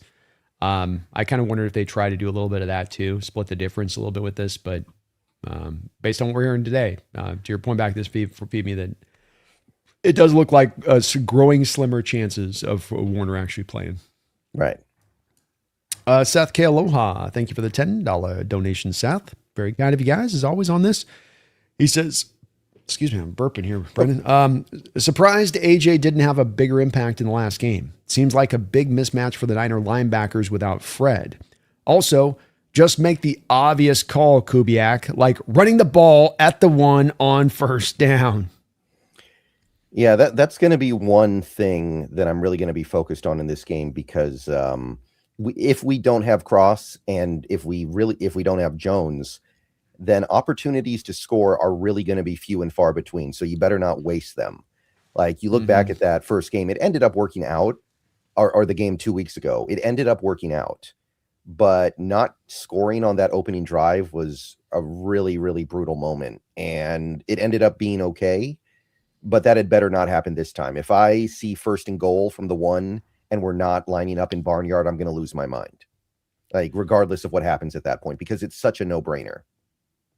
Yeah, it's also speaks to a little bit of the fact that we've been so effective at running in the red zone. I mean, people have been pointing to Sam only throwing 8 touchdowns and 9 interceptions the back half of the season, but a big part of that's been you've got Charbonnet with 12 rushing touchdowns, you've got Walker with 5 or 6 himself.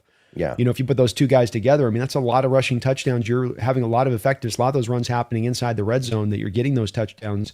So yeah, I think you gotta just take the points, Brendan. We learned this, I think, from this last wild card weekend, and hopefully McDonald was paying attention to that as well. The analytic age has gone overdrive, right? Carolina going for it fourth down all the time.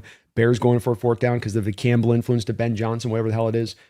It's gotten overboard to me. And that if you've got a great defense and you have a defense you know can limit that opposition, take the points. It's like the Colts game 5 weeks ago, where it's like we took the points every single time. You end up winning that game 18-16. And that should be a game to McDonald that you want to get touchdowns, but it should also be don't turn down points. Don't turn down the opportunity for points with this defense. It'll add up. It's ultimately in your greatest benefit to do that. You don't have to go for the touchdowns, not field goals. Obviously, if a game declares itself, Brendan, you're in the third quarter, it's a shootout. This would change a little bit, but not when it's the first drive of the freaking game. Yeah, or stay out of the situation entirely by just running Barnyard 4 times in a row, and you're going to get in.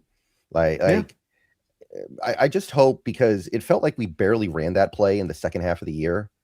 I feel like I haven't seen it that much lately. So I'm hoping that now that we're in the postseason and things are for real, when the opportunities come up, we just take it. Because I'll say it again, I think that play is going to get banned in the offseason, so you better run it now while it's legal. Amen. And you're right. I think we're one of the most, if not the most effective team at running it. They got also 4 false starts from Barnyard. He's got a good hard count that he puts into it too.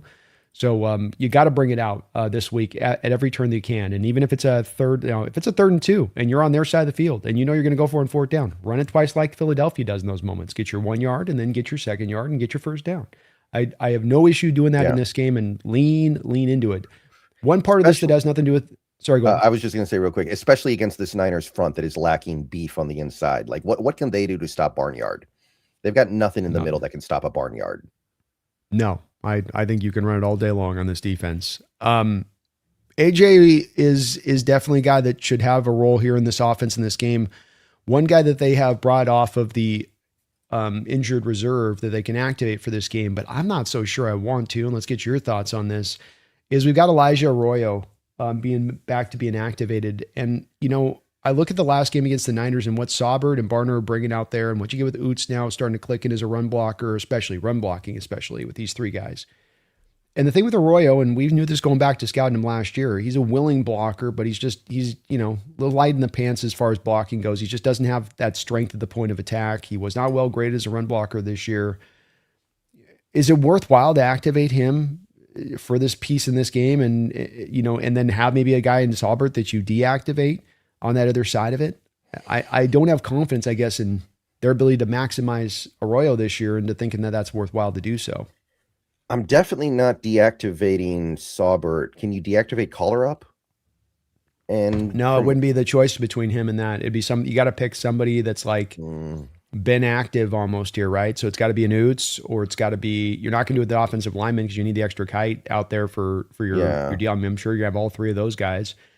So you're like going one less defensive lineman, like a Riley Mills goes deactivated for a game like this, or, you got to kind of make the call on that side of it. And that's where I get a little touchy on this one, because part of me feels like part of the reason your run games come forward is because you're getting better edge blocking from those tight ends on the edge than you're getting from Arroyo.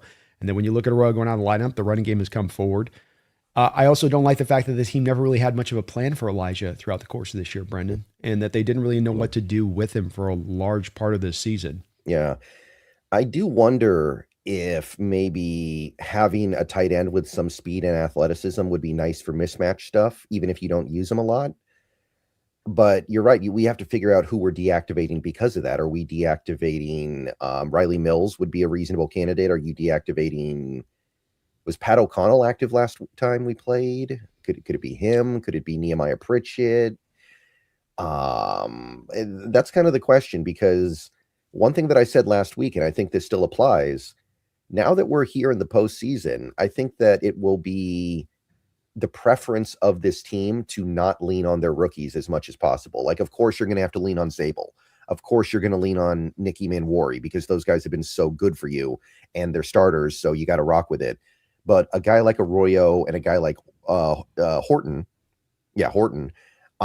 if those guys were healthy, I don't know how much they'd play, because they're rookies and we have veterans that can play in their place. I think that this team, like most teams, would say we want our veterans out there right now.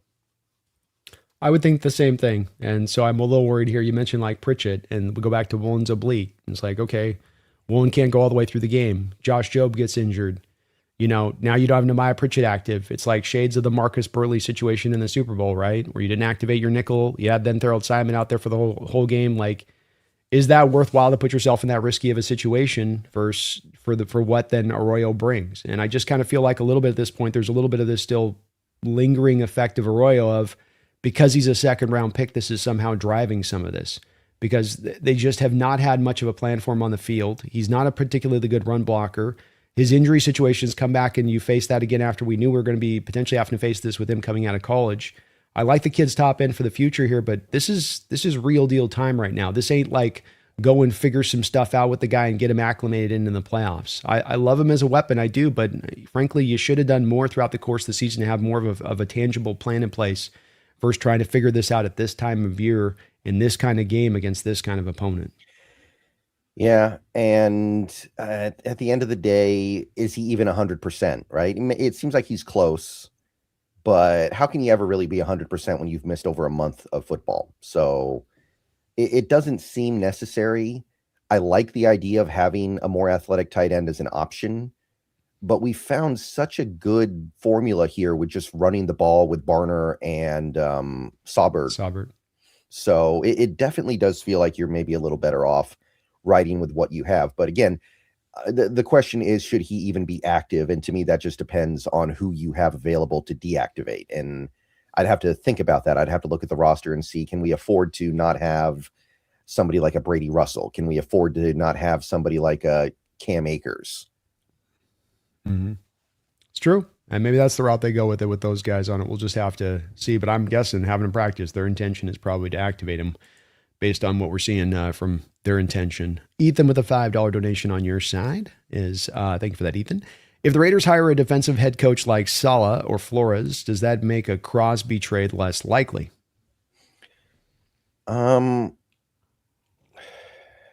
Maybe slightly, but it still seems inevitable at this point. Like he's visibly and verbally mad at the organization for the way they treated him at the end of the year. They're the worst team in the league. They've got very little blue chip talent for a team that bad, right? They've got Gentil and what else? Bowers. Bowers is it. I don't even know if JPJ counts, because JPJ seems like they're not that interested in him. They may trade him this offseason. No, that's it. They moved everything off. Aside from that, to me, it's such a no-brainer to get what you can for him right now that I feel like the coaching hire doesn't make a big difference. Like the Raiders just went through this with Pete Carroll. They probably should have traded Crosby last year. They didn't, probably because Pete was banging the table saying, no, I want this guy. We can win right now with this guy. Let me have this guy. And look where it got him. It got him in a situation where they're going to get less for him now. So do you really want to repeat that again? Do you really want to fall in that same cycle of crappiness? I don't think so. I think it's a really good point on your part with the Pete thing. And I think that that's exactly how it played out, as far as, especially even at the trade deadline, where I think that even they wanted initially, no. And then they're losing, and then they're halfway in the year, and Pete's like, no. And I think that now they come back and they go, look, we failed at this twice when we should have done it. Now we definitely have to do it. I also don't think that a defensive coordinator in there that's as smart as Saleh or Flores is going to look at the situation and say, I have to have this guy for my defense to work right. Versus, like you said, look, we got to start stacking some talent in here, and we got to find a way to accumulate talent fast. And that's got to be at a variety of positions more than just having one difference maker, especially the one asset we have that we can move to accumulate those assets. So I just don't think so, Ethan, at this point. The way the season ended up, back to Brennan's point on that, sort of puts the stamp on this to me with, him wanting to play, you're not allowing him to play, him pissed off about that. No future, the future is starting to wind down for him. His timeline's starting to wind down as far as career. He's going to want to have a sense of urgency on this one. I think they get the deal done. Somewhere or another, they get the deal done. Yeah, and remember, the coach they hire is not going to be the decision maker here. It's going to be Spy Tech. Right, exactly. So don't think it'll move the needle there. Gregory Campbell with another $5 donation on your side. Jesse sounds like SAS, Stephen A. Smith. He gets the most animated when critiquing Darnold. It's cope because deep down he knows his Niners Super Bowl window has closed. I love that, Gregory. I love that, man. And yeah, I do think that it's strange how dug in he's gotten with Sam. And Brendan, I know you're not necessarily in school on this one, but it's been for like a year, this whole year with him on this, where it's just like, and he hammers the hell out of it, and that it is just like you've seen the same thing in your chat. You've seen the same thing out there. They speak in these terms of ultimates when it comes to Darnold, as though they have some sort of internal look into his heart, internal look into his brain, because it doesn't become down to like a physical limitation thing. It always comes down to there being some inferred mental deficiency that will hold him back when it really counts, right? I don't really buy into that in a quarterback myself because I just haven't seen many examples of that. It's something that does get talked about as a common thing, as a thing you'll find in normal in some quarterbacks, but I just don't think it is. When these guys, train as hard as they do and they put the work that they do in, I don't think that mentally guys that are this many years in the league have that they fall prey to. Where's your side on that? Yeah, it's an abstract thing, and abstract things are really hard to quantify. So I understand why they go to it because it's kind of nebulous, right? You can't really define it. You can't really put your finger on it. And you can't really argue against it that much until the player wins a Super Bowl, right? No, you can't. Yeah, and what I can say is that I know that Sam Darnold's better than the quarterback that won the Super Bowl last year. So in my mind, even if you're not that high on Sam Darnold, and look, there are some defenses out there that can probably give Sam Darnold a hard time. I've talked about how the Rams defense, the way they play with their stunts and twists up front, is not a great matchup for him. But this Niners defense in particular that can't get any pressure on anybody. And remember, last week they were playing a third string right tackle in Philadelphia because the Eagles didn't have Lane Johnson or his backup, and they still couldn't get pressure. That's not the defense that's going to be making Sam Darnold have a hard time of it. No, it's not. And you're right about this. It isn't about Sam that, he can't have defense that'll give him a hard time. The whole discussion started out with the point of Sam Darnold's a top 10 quarterback. This is the start of the year, Brendan. This is what I was saying. Top 10 quarterback. And a top 10 quarterback can win you a Super Bowl, as referenced by having happened 5 times over the last 13 years in the NFL. And his whole point to that, of course, is just, well, he's not a top 10 quarterback because he hasn't won a playoff game or done this. But then Jesse will be inconsistent too, because this is the other thing I see with this thing with Darnold for folks that are anti-Darnold, Brennan.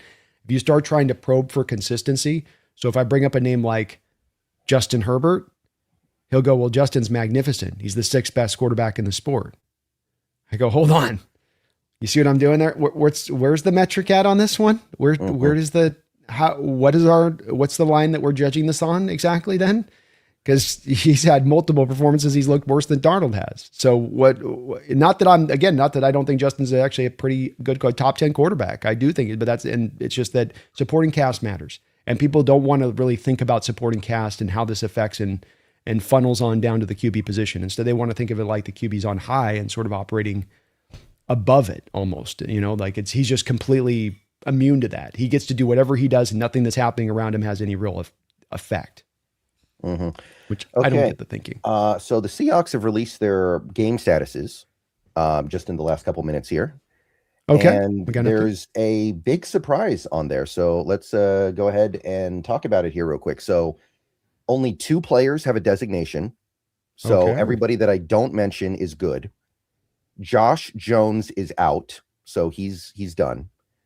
Okay. And questionable, 1 player, Sam Darnold, with an oblique injury. What the hell's going on in our practices? What is going on in our practices? They got to be messing with the Niners here, right? Like just trying to get him to look at Drew Lock or something before the... Are we going to get the Milrow package this week, Brendan? You would hope so. Like, there's no way he misses this game. Like, this is, there's no way he misses the game. But I do wonder. I do have to ask what happened. because do you get him obviously to? this was not a thing yesterday. Let's see here. Greg Bell tweets, Sam Darnold is now questionable to play for Seahawks Saturday night versus the Niners. New oblique issue. He's got a video of him using a Theragun on his side and saying nothing to see here on the practice field. Oh, yeah, I see him, with the massage gun they have now, the Theragun. So that's kind of interesting. I wonder what happened. But What is going on with this team, man? Woolen and Darnold and Cross. I know you guys are practicing hard, but like, how does the quarterback get hurt on a freaking bye week? Yeah. Okay. No game status for Cross, so he's good to go. So that's good. That's good. All right. No status for Woolen, so that's good. Jesus.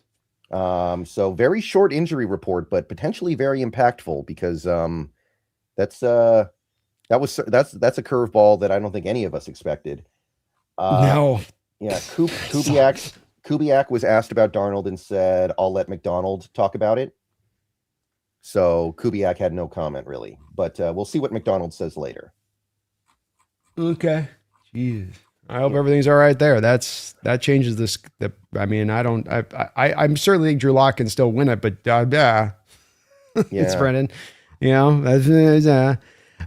out the hat that I put in Jesse on the emoji here, by the way. Look what I stuck him in there. I did hear about that. Yeah. Yeah, it was great. It actually got up on the Seahawks Reddit, which I found hilarious. Like they were posting a picture of him in the hat. I thought that was very funny. Pretty good. Daniel Bailey, thank you for the $2 donation. Says we will the Super Bowl, and they will say we'll win the Super Bowl, and they'll say it was despite Sam.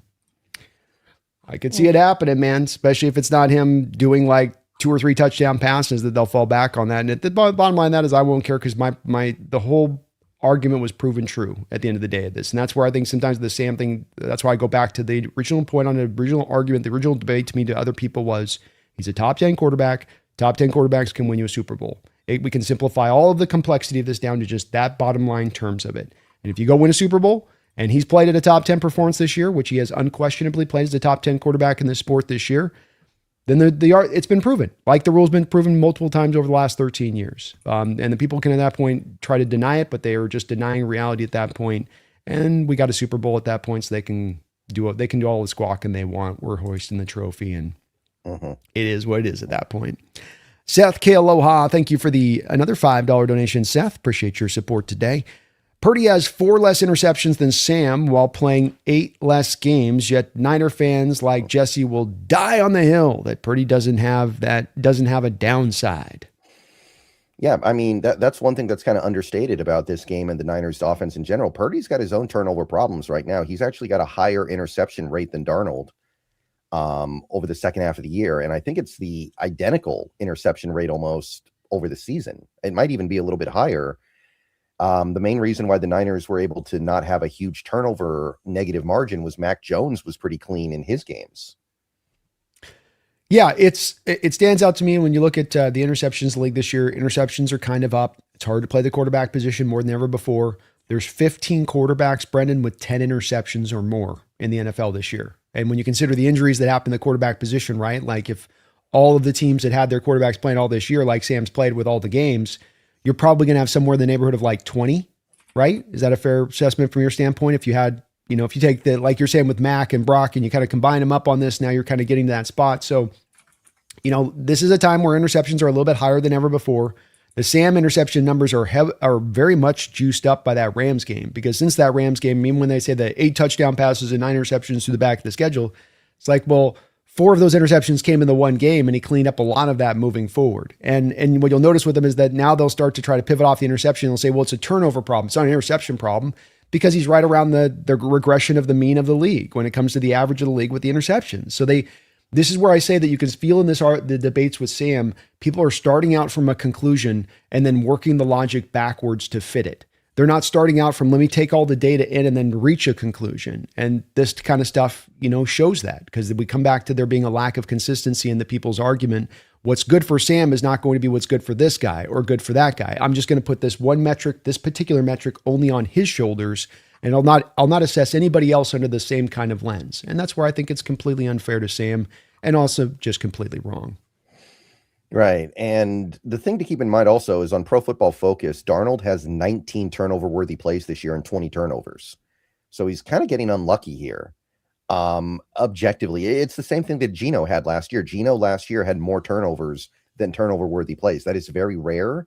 And it is indicative of a very, very bad luck season in terms of turnovers. So to me, I look at that and I think to myself, yeah, there might be a little bit of a problem here. But at the same time, you look at earlier this season, and even with the recent weeks, this still applies. He was one of the best downfield throwers in the league this year. Mm-hmm. So you got to be willing to take the good with the bad. And one thing that I've hammered this year, turnovers are not that big of a deal as long as you're making big plays and scoring points along with the turnovers. And we set a franchise record for points this year. We did that. That's the bottom line to this, Brendan. Whatever you want to pick about the turnovers or not, if you're scoring points like that, then I can fully do the cost of doing business on that. Very good point on your part. Santiago, thank you for the $5 donation. Says Darnold just got listed as questionable with an oblique per Ian Rappaport. Kind of freaky. I'm just gonna make my peace with Brendan. What's happening here is Mike's like, oh, you guys are playing the Fred Warner game. You're not really trying to have him play, but you want us to prep and make us think that he's going to play, but he's not going to play. Oh, we'll do that to you too. How about that? Oh, Darnold's got an oblique. Hey, Darnold, put some stuff on your side with the reporters out here so you can, I'm going to want to believe it's that. The NFL got rid of the probable tag several years ago. So they can't do the thing that they used to do. Remember, Belichick did this with Brady, where he listed him as probable every game for like 5 years or something. Yeah, like that's how you used to do it when you were trying to express your annoyance with the league for making you report injuries. Now, I guess you got to take it to the next level and make the whole fan base have a heart attack every week. Well, Mike does play a little bit of that play it sly game when it comes to injuries, right? He gets asked about it on the pressers at times, and he's like, maybe not. He does a little bit of that game where you're like, okay, I see what you're trying to do. It's like an advantage thing you're trying to build. I don't know if that's what's at play at here on this Santiago. Obliques suck. Obliques can definitely hold back guys out of games. Derek Hall missed a couple games with an oblique. So not only does this potentially put you up for favor of missing this, but if it's a bad one, you're going to maybe be missing multiple games and not getting back to potentially a Super Bowl at that point. So that would definitely be not good if that's the way it is. Hopefully they can just give him a shot at Toradol. He just finds a way. Kubiak did say that Locke got a couple reps with the ones today, so they are at least open. They seem at least somewhat open to the possibility. And I mean, I can rock with Locke for a little bit here, but I don't know if we can get to where we want to get to with him. I do think there's a significant difference in the level of play that you can expect to get. Locke at home against the Niners, this Niner team, he can win this game. But Rams next week, I would have significantly less confidence at that point if that's the matchup you got to face, especially with Sam. You think Sam's got a bit of a turnover problem? Like Locke's throwing a couple picks against that Rams team if he's got to start. So and that Bears team that is the best in the league at forcing turnovers, you've also got to think about that too. Even though they're not really a good defense. That's as well true. I do think though, just the Rams are going to find a way to take. They're going to find a way to get that game done to me. I'm one of those people. I think the weather actually works against the Bears in this case for how the Rams play and their commitment to running the ball and their commitment to running the ball inside. Brendan, like that's in snowy conditions or in tough to footing conditions. Those are the type of offenses that can find success, and they're just naturally built to be like that. Along with Stafford's arm to make every throw in the book out there. So I don't know if I don't see it neutralizing. Do you? As a neutralizing factor for the Rams? I don't think they like it. I think they'd rather have the game be in good conditions. Yeah, I would agree with you there. Definitely that. Yeah. They definitely prefer there's a firm track record of good weather teams not faring well in bad weather games, especially this late in the season. It's a little too firm for me to dismiss it. Yeah. No, it's a good point. It is a good point on that side of it. And Stafford's track record, though, a lot of it's built on Detroit. It's not great playing in those kind of conditions throughout his career necessarily. So we'll see how that one goes. Thank you again, son. So Fred Warner will not be activated per Kyle Shanahan. So no Fred Warner. We know that for sure now. Okay, there we go. So a little bit of they got us worried for a little bit there, but it sounds like not happening there on that. So that does change the scope of this game versus if Fred was able to come back. And you never know with that, Brendan. Guy comes back and there's a little bit of some refreshed aspects to them, right? Like maybe they're foot healed a little bit faster and they actually feel a little bit refreshed. And, I think back to like Terrell Owens coming back for the Super Bowl after the broken leg and came back and he was effective in that Super Bowl for the Eagles. Oh yeah, and very. he was able to do something. So I was a little bit concerned on this one where you never quite know how every person heals, differently on this. And that, that could have been a factor in this if you were able to bring him out there, but not him being out there. That's going to be a hard day at the office with this Niner team, I think, to figure this out. Yeah. Jair Brown is out as expected, by the way. So they did declare that out. And we got 3 players that are questionable. Pearsall with the knee, questionable. Luke Gifford, who is a backup linebacker, questionable. And D. Winters, also with an ankle, is questionable. So with Fred Warner not getting activated, the fact that they're missing some of their depth linebackers is actually kind of a big deal potentially. So they can't love that. No, that puts them in some tough straits. It definitely means you're going to get Kendricks and Wallow probably out there if he's still in that questionable state with Winters being where he is. And they're going to be starting a couple of, rookies out there as well. Alfred Collins will be starting out there. CJ West will be starting out there. Siegel will be starting out there. So just on that defense alone, you're looking at 3 rookies trying to hold it down and make it happen, which in the playoffs, that could come back into factoring here as well. But that's a big update. No Warner. That's a very, very, very, very big update to this game.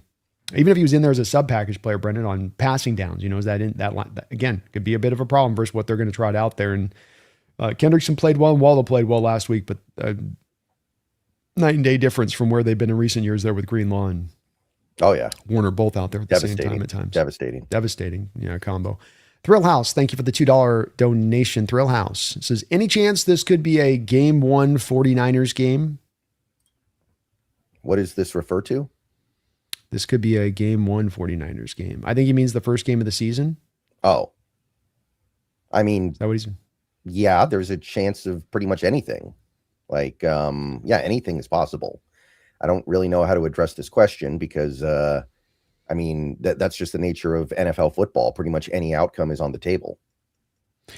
I think when it comes to their offense, Thrill House, I think that this is what they're going to try to accomplish offensively like they did in the first matchup, which is just piecemeal our way up the football field, embrace the patient approach, embrace the slow roll approach, control the clock. Defensively, they can't do what they did in the first game. There is no Bosa, there is no Warner. And those 2 guys had a very substantial effect in that game, in my opinion, especially Warner. And that the loss of those 2 guys alone, on top of no Michael Williams in that first game, he's a big factor, not as a pass rusher, but in helping to stop the run in that first game. So, they're down some significant bodies on that defense to where I just don't think they can bring up what they were able to do in that first matchup and keeping you down to 13 points. I know it was 13 points in the second, but that was as much of we only punted once in the second game. And 0 offense turnovers, was very good. And zero turnovers. Our offense was effective in the second game. Oh yeah. So I don't think defensively they can do it, but offensively, Thrill House, they could carve that up. They could find a way to just kind of, just chip away at the defense a little bit, get the first downs, control the clock. It's the modality of the Niner offense. It's how they are set up to design to be. They're not necessarily a big play West Coast offense. They are we'll earn our way up the field kind of West Coast offense. Jay Melfair with a $2 donation as well, worried. And I know there's some concerns out there, folks. Yes, we have heard. And thank you. He said, just saw the press conference. Any Darnold news? Well, we got no updates as far as the Darnold goes, as far as anything outside of it's now questionable. Oblique injury has come up. How serious it is or what Darnold's going through, we don't quite know at this point. So we'll have to wait until we get from Mike McDonald an update here on the presser today as to how serious this really is. Yeah, it is definitely a wrinkle here. I mean, he did practice some today. He was seen on the practice field, so it's not like he missed practice. Maybe he slept on it funny, that could be a situation. They saw him using the Theragun, but apparently he was using the gun on like his shoulder, not really the oblique area too. So it's kind of like weird. Like, what does that mean? There is some reason to believe they're just messing around, but they did give some reps to Drew Lock with the first teamers today. So there's some reason to believe that they think it's at least a possibility that Drew Lock becomes important. So I don't know. We're just going to have to wait and see here. And look, I mean, this team has won without getting a lot from their quarterback several times this year. I'm not saying they can't do it again, but I mean, if for no other reason than that's our quarterback and he's going to be our quarterback for at least another X period of time, I'd like to have my quarterback out there just so he can get the monkey off his back potentially. Yeah, I would too as well with Sam, and I think that they are kind of just maybe messing around here a little bit more than anything else. So we'll just have to see, what exactly is going on there. But Drew Lock, this is the reason that you gave him a 2-year contract, and that this is a guy that has been in the league a long time. It's not a Max Brosmer situation in Minnesota. It's not even a Carson Wentz situation in Minnesota. You have a guy that's capable of being able to execute this offense, come out there. You're going to run the ball a lot. You're going to have your passing attempts down to a minimum if he's out there starting. He's got a big arm. He can make every throw in the book. So while it is concerning, it's more of a concerning to me on a long-term basis on this throughout the rest of this playoffs, potentially more than it's a concern on just this particular game. It's not, I don't love it for this game, but it's more of, okay, if I got to place the Rams with Locke, this is where we could get a little bit, this thing's where things could get a little uncomfortable really quick. But we'll get an update today and we'll find out from Mike. All right. So Sam Darnold just had his press conference, said he felt something during routes and didn't want to push it, played it safe and got rehab during practice, says that he plans on playing. There we go. Okay. Again, the NFL got rid of the probable tag. I think you'd see the probable tag come out in a lot of these situations if the NFL still had it. Yeah, I would agree with you there. So probably plays. If me and Brendan were betting men right now, we'd be putting on that he's going to play and he's going to find a way. But still, I can understand why it's got some. Does he play well? I guess the question is, does he play well? That's a little less clear because again, that Niners defense is not good. That pass rush is especially not good. But you still got to be able to physically make the throws. You do indeed. And if he's limited in that way, I would prefer they'd put Drew out there if that's something that's going to be holding them back on that front. He doesn't need the extra of difficulty with that. You can beat this team with Drew at 100% versus trying to play with Sam at 70%, which I just don't think that's going to work as well. So, yeah, Darnold trust says the coaches. Darnold says there is close to 0% chance that he won't play. Now that's Darnold. There we go, folks. That, so there we go. We're all right. He's playing. He's playing, folks. We're good. He's all good. So we got perfect timing there, Melfair. Got your update right there at time. Brendan's on it. Industry Worth, thank you for the $10 donation. Appreciate you for that, Cal. So much. Very kind of you. Hope you're having a good day out there. And no note in there, just a don't know. Appreciate it. Feed Me, thank you for the $2 donation. Says, don't forget, Sam Darnold had an oblique earlier in the season. I didn't know that. I don't remember that. Are we sure that's true? I don't remember that. I don't remember that either there, Feed Me. I'd have to look that up, but I don't quite remember him having the oblique. I thought he's been pretty healthy throughout the whole course of the year. But maybe it popped up a look. If he's going to play, he's going to play. And I'm sure if it was something that was really, the oblique is one where we've seen it from running backs like McCaffrey last year to Derek Hall this year. It does seem to be one where if it is a serious one, it's going to hold you back. And especially to that side, trying to throw the ball. I mean, that's all torque and winding and you're activating that oblique. So it's one where if it's that bad, you're not giving it a go. It is what it is at that point. So I'm guessing it's got to be on the mild side and he's just trying to be hyper careful with it. Yeah. Now is the time to be careful. Absolutely. Yeah, Is. and let's focus on the bright side here. No status for Cross, no status for Kobe Bryant, no status for Woolen. Like it is a pretty clean injury report. It just is unfortunate that one of the things that got listed was the big one. Yeah, it just gets people nervous, but you're right about that. You cannot ask for this team to be in a more healthier shape than they are at this time of the year, where you stand on both sides of the ball. You're trotting out literally now your entire starting defense, your 2 backup edges, you got interior defensive tackles, you got a backup linebacker you throw out there, you got a backup safeties you can put out there, you got depth at cornerback.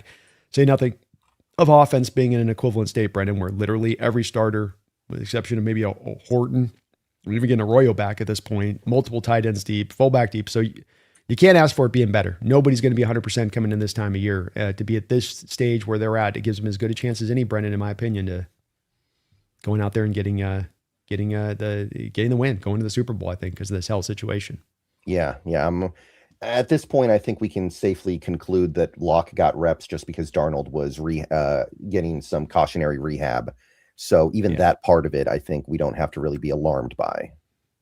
Yeah, I agree there.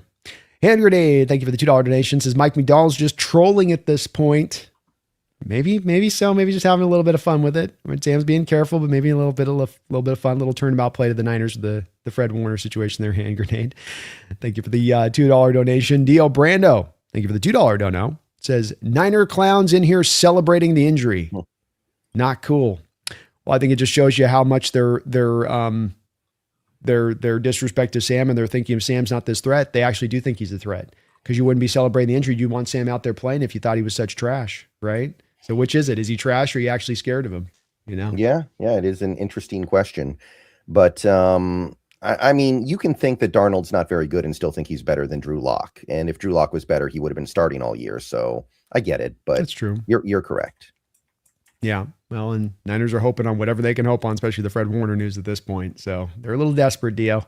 A little desperate, those Niner fans right now looking at this matchup here. Yeah, especially with the Niners having just played in the game and the Seahawks coming off the bye week, even though the bye week may have not done them a lot of favors. Well, especially with the injuries. Jesus, Yeah, like exactly. we went through a game. We've had less games, less injuries than what we come off these bye weeks with, Brendan. It's like, oh my God, no more bye weeks. I guess. Practices are going too crazy. Daniel Bailey, thank you for the $5 donation. Hawks are playing 4D chess. Once we win this game, we'll be able to say Sam Darnold was able to win his first playoff game despite being injured. Laughing out loud. Ooh, I like that. Yeah, there we go, huh? There we go. Make it a little extra special because you can kind of come back and be like, oh no, and he did injured. What are you going to say now? What now? What now? Yeah, thank you, I though, like Daniel. And that's 5 on your side over there. Very All kind right, of you, man. Thank you. Sounds good to me. Wu-Tang Financial, thank you for the $5 donation. You folks are kind as ever on all these donos. He says, Ginger Cuz just wanted to get their hopes up in Santa Clara before sending them to Cancun. Playing with their emotions. This team is ready to cook. I love it, man. Let's go. Let's go. I hope maybe there's a little bit of just gamesmanship here. You never know with this type of stuff. And like I said, Mike does play that game with the whole like, is he starting this week or not? Is he healthy or not? I don't know.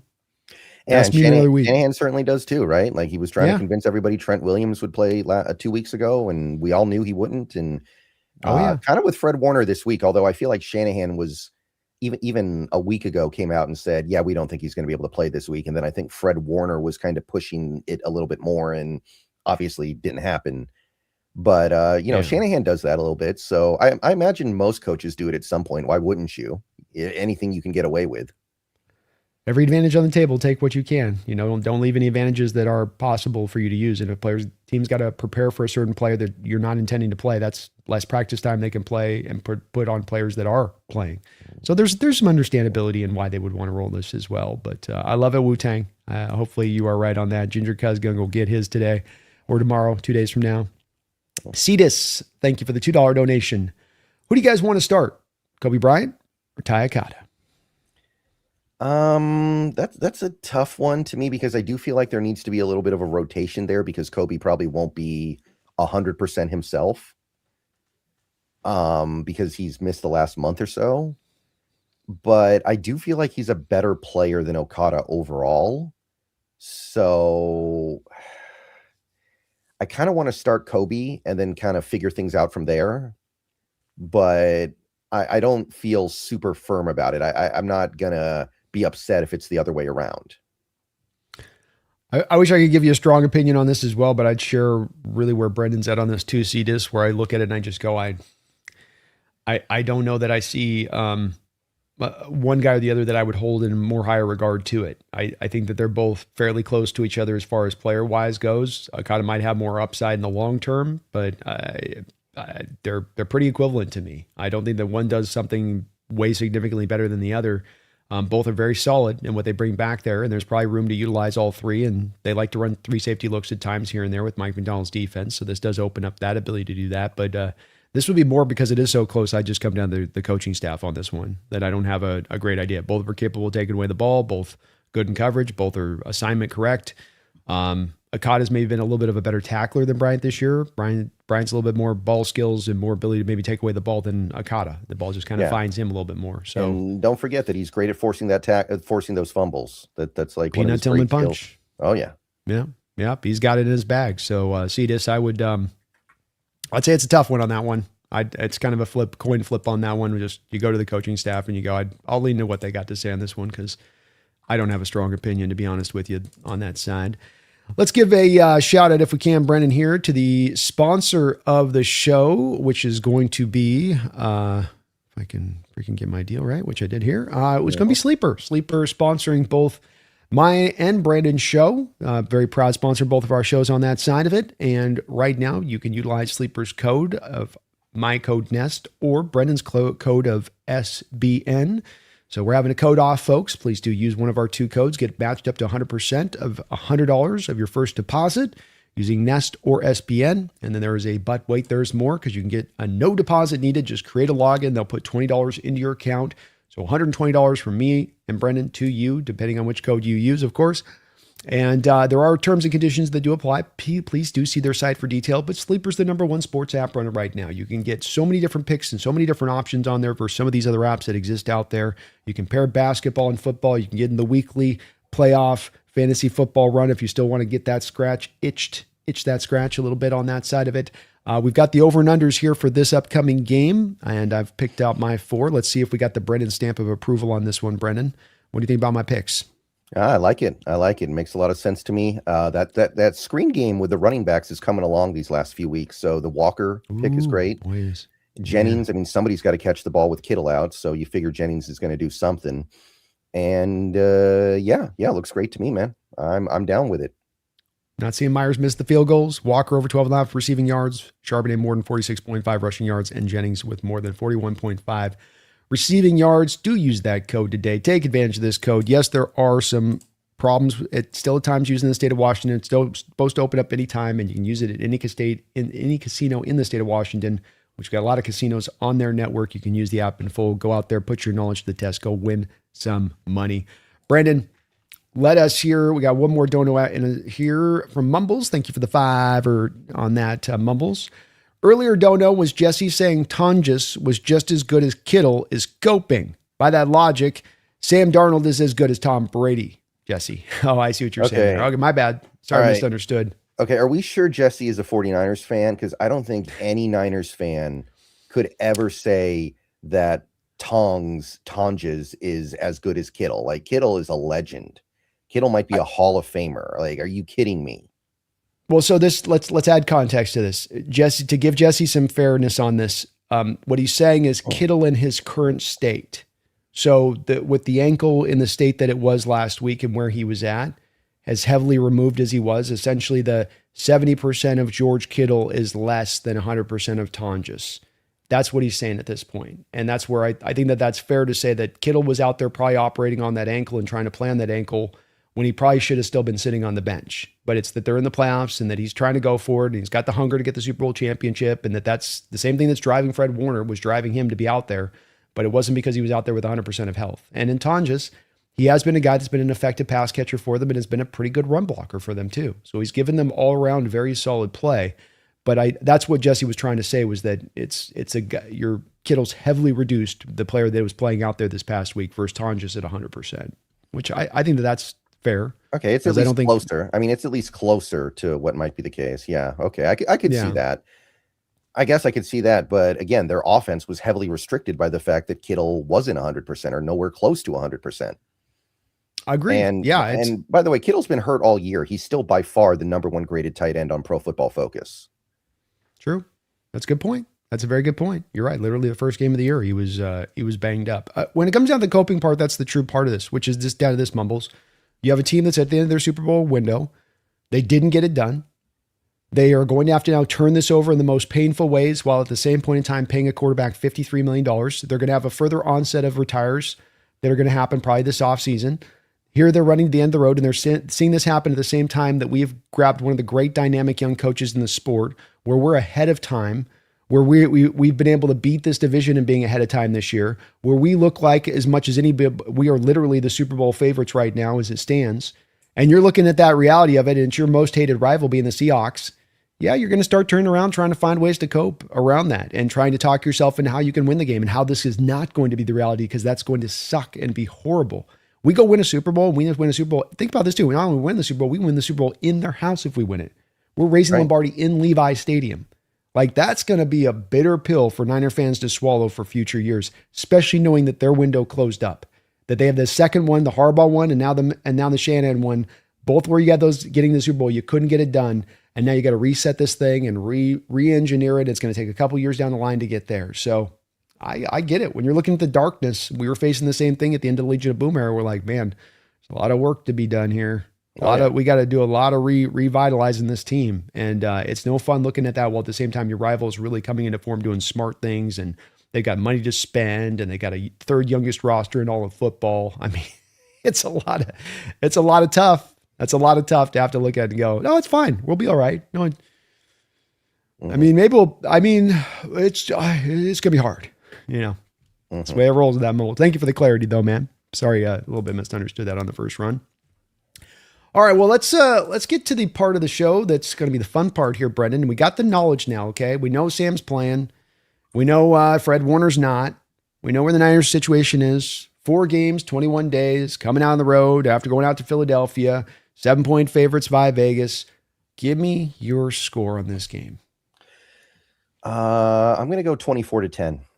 24-10. Oh. That feels about right. Well, we're in a similar place, folks. I'm 27-13. That's where I've been on this one as well. I see a 2-touchdown win. I think it's going to be a bit of a probing situation early on in the game. Both teams kind of feeling each other out. And then I think like we do, we get in the second half and really take off in that third quarter and really extend things out at that point and put them away and, get it done. So we're in the same kind of like-minded point. I just feel like we're the better team. We've got the bye. We got the rest. This Niner team's going to be tired as hell. They're beat up. They're battered. They're wounded. They're not as strong as they've been in recent years. And it's great time for us to strike and put them away. Put this team away. Put away the Super Bowl championship run. Storybook season continues, Brendan, as you just keep taking down the bullies off the block, but you also keep marching along towards that Super Bowl title at the very same time. It is such a beautiful, beautiful part of the season that I've loved. Haven't you? Right. Yeah. It's been really special. And look, we got a head coach that's a detail-oriented guy. Now's the time you want to have that detail-oriented guy. So, hey, I'm down for it. I'm down for it as well. A couple last donations here. Addis the Gamer, thank you for the $2 donation. Says, just so everybody knows, Darnold will play.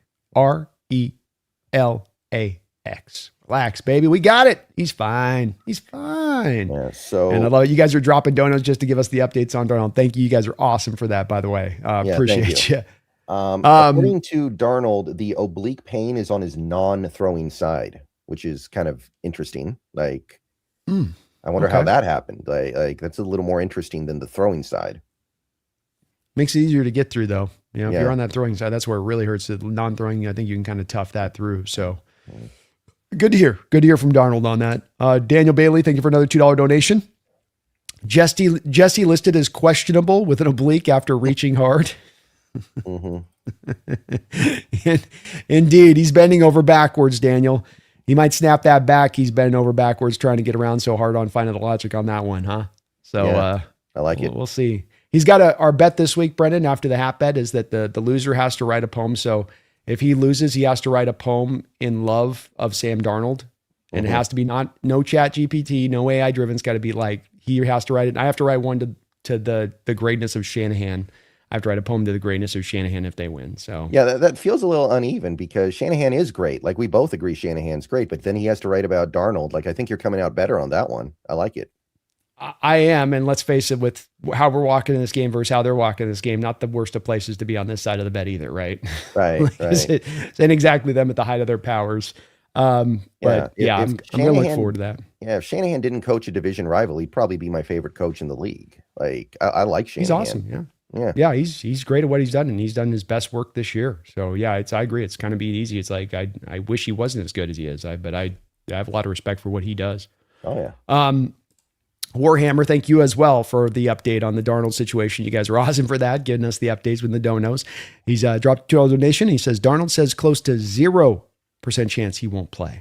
Well, there we go. 0.0000001% chance he doesn't play. He's playing, folks. It's playoffs. He's got his chance to flip this narrative. He's going to do it. Yeah. He's going to do it. Who was the player who was like driving a pizza home and then he had to brake really hard? So he like leaned over to protect the pizza and then he got hurt and missed the next game. Do you remember that? I do remember that happening. I forget. I can't remember who it was, but that's what it would take. So get all your pizzas delivered, Sam. Get your pizza delivered, Uber Eats, whatever. Like you don't need to drive to pick up that pizza this weekend. I want to see him in a hyperbaric chamber for the next 48 hours, Brendan. Yeah, I like it. Okay. I just don't take him out like Michael Jackson style. You know what I mean? Yep. Just like MJ style. All right. Well, thank you guys for all of your donos today, Brendan. I really appreciate doing this show with you out throughout this year. And hopefully we get to keep this thing going and cover this team. And it's looking good right now on the surface of this with some of this information we'll be able to give you here, just breaking with the show as it's gone along. We've got Cross good to go. Darnold says nearly 0% chance he's not going to play. Kobe Bryant back out there. You're fully good to go with all of your guys in that standpoint of things. Niners not playing Fred Warner. Going to be in a tough state as far as injury. Both me and Brendan have this as a 2-touchdown win. So now all we got to do is go out there, go get this win, go get it done, and then move this on down to where we're 2 games away from a Super Bowl championship at that point. We'll be so very close. But I can taste it, Brendan. I can smell it. I can feel it. It's right there, just on the edge of our grip, isn't it? Mm-hmm. Yep. I like it. Very excited. Last donut from Addis the Gamer. Thank you for the $5 donation. All your support today, Addis. Says, I like how Weiner fans are using the underdog mentality when they are pretending they weren't favorites the past couple of years. Annoying. Yeah, okay. You guys are underdogs, sure. You guys have been front runners too on this and at the front side. So maybe they're thinking that, hey, it hasn't worked in our favor being the front runners. So maybe it'll work better for us, Addis, to be the be the underdogs. Yeah, I'm cool with that, but we're not going to be underdogs. I mean, we're 7-point favorites right now, and the line, if anything, is probably going to move at the last second, especially with the Fred Warner news. I think it will. You're going to see it probably get to 8 points by the time of the game, and that's just all the things that come into this that are so tough. I've referenced over and over, Brendan, that this stat here, that's the one that just stands out to me, which I think speaks to a pretty major part of the story. I know I presented this to you last week and wrap this up here, but just the 73% win rate in divisional round games after the first round bye. And that's keeping in mind for a lot of those years, you had 2 number 1 seeds in either conference, right? So it's kind of like even like more than this now when you think we only have just 1 seed in either conference, and that when you had the 2 number 1 seeds, you had kind of a lesser number 1 seed in each conference, right? More of a chance they lose. But now as you have the pure ones, I would say that this stat only in the future is going to go up to probably like 75, 76, 76, 77%, don't you? As we look into the future years on this one. Almost certainly. Yeah, very true. And I mean, I know that you think the Bills are going to beat the Broncos this weekend, right? I do. Yeah. Yeah. So that would probably be your one road team that wins. Statistically speaking, that is typically how it goes. One road team wins. And I mean, and then you got the Rams, by the way, who are favored, at least. I don't know if they're going to win, but they're favored. But even that wouldn't be those would be because you're a number 1 seed. These are only in regards to number 1 seeds. So right. Bears would be a number 1 seed. But yeah, there's always going to be the upsets in the playoffs at this time of year with those intermixed seeds a little bit more. But this particular right off the bye, next round, divisional round game, been pretty dominated since 1990 by the number 1 seeds. And especially with what we have in our back pocket going into this game, I can't see us losing. I really can't. I really want you guys to do me this favor if you can. We got almost 600 people on the chat here today. If you can, hit that like button for both me and Brendan on either side that you're watching. If you're not subbed up to Seahawks Brendan Nelson, please do get subbed up to Seahawks Brendan Nelson. And if you're watching on his side, please do get subbed up here on the Hawks Nest. We'll be cooking through with all of these shows throughout the offseason, into the playoffs, into the Super Bowl. We'll be rolling along on that side of it. Again, do use our code, Dawn Sleeper, be it SBN or Nest, either one on that side of it. We'll be coming back here on Thursday, hopefully celebrating a Seahawks win and a look at the next opponent and just keep this ball moving, keep this thing going. But Brendan, this has been one hell of a fun ride here throughout the season, being able to chop this up on you. Us for going through this for so many years, trying to deal with not the greatest of teams, or had things that had definite things we knew were going to hold them back from being able to reach the promised land. We don't feel that way this year, man. And it's a great feeling. I know all the Hawk fans are riding high as well, but it's been just great that we get to celebrate this and really get to enjoy this for some of the drudgery that we had to go through as well. Yeah. It's good to be back, man. And there are plenty of teams that have gone a lot longer without success. I mean, there are plenty of teams out there that are still waiting after 30, 40, 50 years, it feels like. So to get right back here after basically, a decade, it's pretty incredible. And it shows that this is becoming a model organization in this league. They really are, which is just another great thing to develop here, because it makes you that much of an attractive location as you're trying to get in that Super Bowl window for maybe some of those vets out there that are trying to go ring chase. That starts to become a thing that opens itself back up to us as a possibility now. Folks, if you go in that stadium this week, if you're walking in there, I've been saying this all week, I want to put a reminder as we close this up right now. You walk in that stadium, you give your life force and energy to this team. I want you screaming, I want you yelling, I want you giving all you've got in that stadium if you happen to be lucky enough to have a ticket in there. Give this Niners team hell. Make them feel that stadium like it was 10 years ago. Get it ripping, get it roaring. have this to help this team out. They've given you everything that you could ask for a reason to root for this team, for a reason to believe that this team can take the ultimate prize. But they need you to get there. 2 more games. Walk in that stadium, give it all you got, be loud as you can throughout the whole course of this game. If the fans can bring a 12th old time type game with that energy, if they bring that energy in this game, this thing's won, no doubt about it. It's really on you guys if you can do it. So I know you agree on this, Brendan, 100%. Let's bring that old kind of feeling into the stadium this week in these next 2 games. Let's give them that wind at their back to help them get to the Super Bowl. They've done so much for us to provide us with such a great season to get to this spot. Let's reward them for that. Let's bring back that old magic. They've given you a reason to root for them. They've given you a reason to believe. Show them. Any excuse you might have had in previous years why the fan base wasn't the same, it's all gone now. This is maybe the greatest regular season in franchise history. Could be, and that just all the more reason to give them your full support. I know you guys will, but if you're in that stadium, just a reminder, you know somebody go in that stadium, let them know. Taker 610 with the $5 donation to finish us off. Thank you for that, Taker. I know a little freak out here says, I joined the stream. You were talking about Drew Lock. I was like, oh my God, what happened? So the Seahawks decided to kind of freak everybody out here today with the injury report for some reason. I don't know if, again, Mike McDonald might be playing games with Shanahan playing games with Mike McDonald. There's a little bit of like gamesmanship going on here, Taker 610. Maybe there's just that he had the injury come up and it just they had to report it and it popped up. But Drew Lock's not going to be playing. Sam Darnold's going to be playing. Sam said there's almost 0% chance he doesn't not play. So I know this is a little bit of a freak out on this and understandably so, but Sam's playing, Sam's going, Sam's fully good to go. Right. And should be able to play well. I don't think that we're going to be coming back to this if he doesn't have a good game on Saturday. 100%. It should not hold him out from being able to get the job done here in this game. So all good. We're doing all great on it. I know I understand it's a little fearful on that one, but Sam will be playing and we'll be all good there. And he should play well, as Brendan just said on that. But sorry for the freak out there, Taker. It was breaking news as we were live here. So we were kind of having to roll with the punches right as it was all kind of coming off the back of the truck, so to speak there. All right, folks, we will be back here in a week, hopefully celebrating the Seahawks win and on to the conference championship title game. But until that time, we shouldn't have to remind you with all that is at play, all that is at stake here, playing the greatest rival you've got in the NFL, the greatest rivalry, I will say, Brendan, and I think you would agree right now, cooking in the NFL is the Seahawks-Niners still. I don't think there's been one that's overtaken us in the last 10 years. I can't think of another division where it's this hot. I mean, you can feel it, right? You got Niner fans, I'm sure, popping in your chat.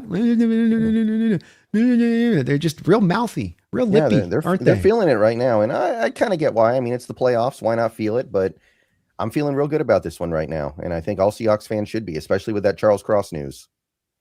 Absolutely. You're ready to go. You're as healthy as you've maybe ever been at this time of year for a squad this deep in the playoffs. You've got as good a chance as anybody to go take it. So Seahawks fans, get ready, get right, be ready and be right in that stadium if you're in there in a couple of days to let them know. But let's keep this ball rolling. Let's go get this win, and let's just keep the magic happening here. Thank you for doing this, Brendan. Appreciate all of y'all for watching. Really, really kind of you for all the donations as well. Again, another dono just as we're coming out the door. You guys are late on those donos. I'm going to miss these donos sometimes when you guys are late. Yeah. Thank you for the $2 donation. Over on Brendan's side with North Swing. Thank you for that. Says, thanks for everything you do, Brandon and Brendan. Well, it's our pleasure, man. We both know we're very lucky to get to do what we get to do here on this YouTube and doing it full time and just going to war. And you guys watch every time we go live in the way that you do. It's really, really much appreciated. And especially this season to be able to celebrate this with you guys and having so much fun. It's awesome as ever for both of us. I know I get to speak. I don't often try to speak for Brendan, but I'll speak for him in that regard. Mm-hmm. Yeah. Don't feel too bad about that one. I think you're on I go out on that plank, I think, for you on that one. All right, folks, we will be back that week, but I'm telling you, don't you forget, keep yourself locked in. Yeah. Use that nerves. Use the nerves to your benefit. Just get this, enjoy it, revel in it. Don't get to be here very often. But please, don't you ever forget. Go Hawks.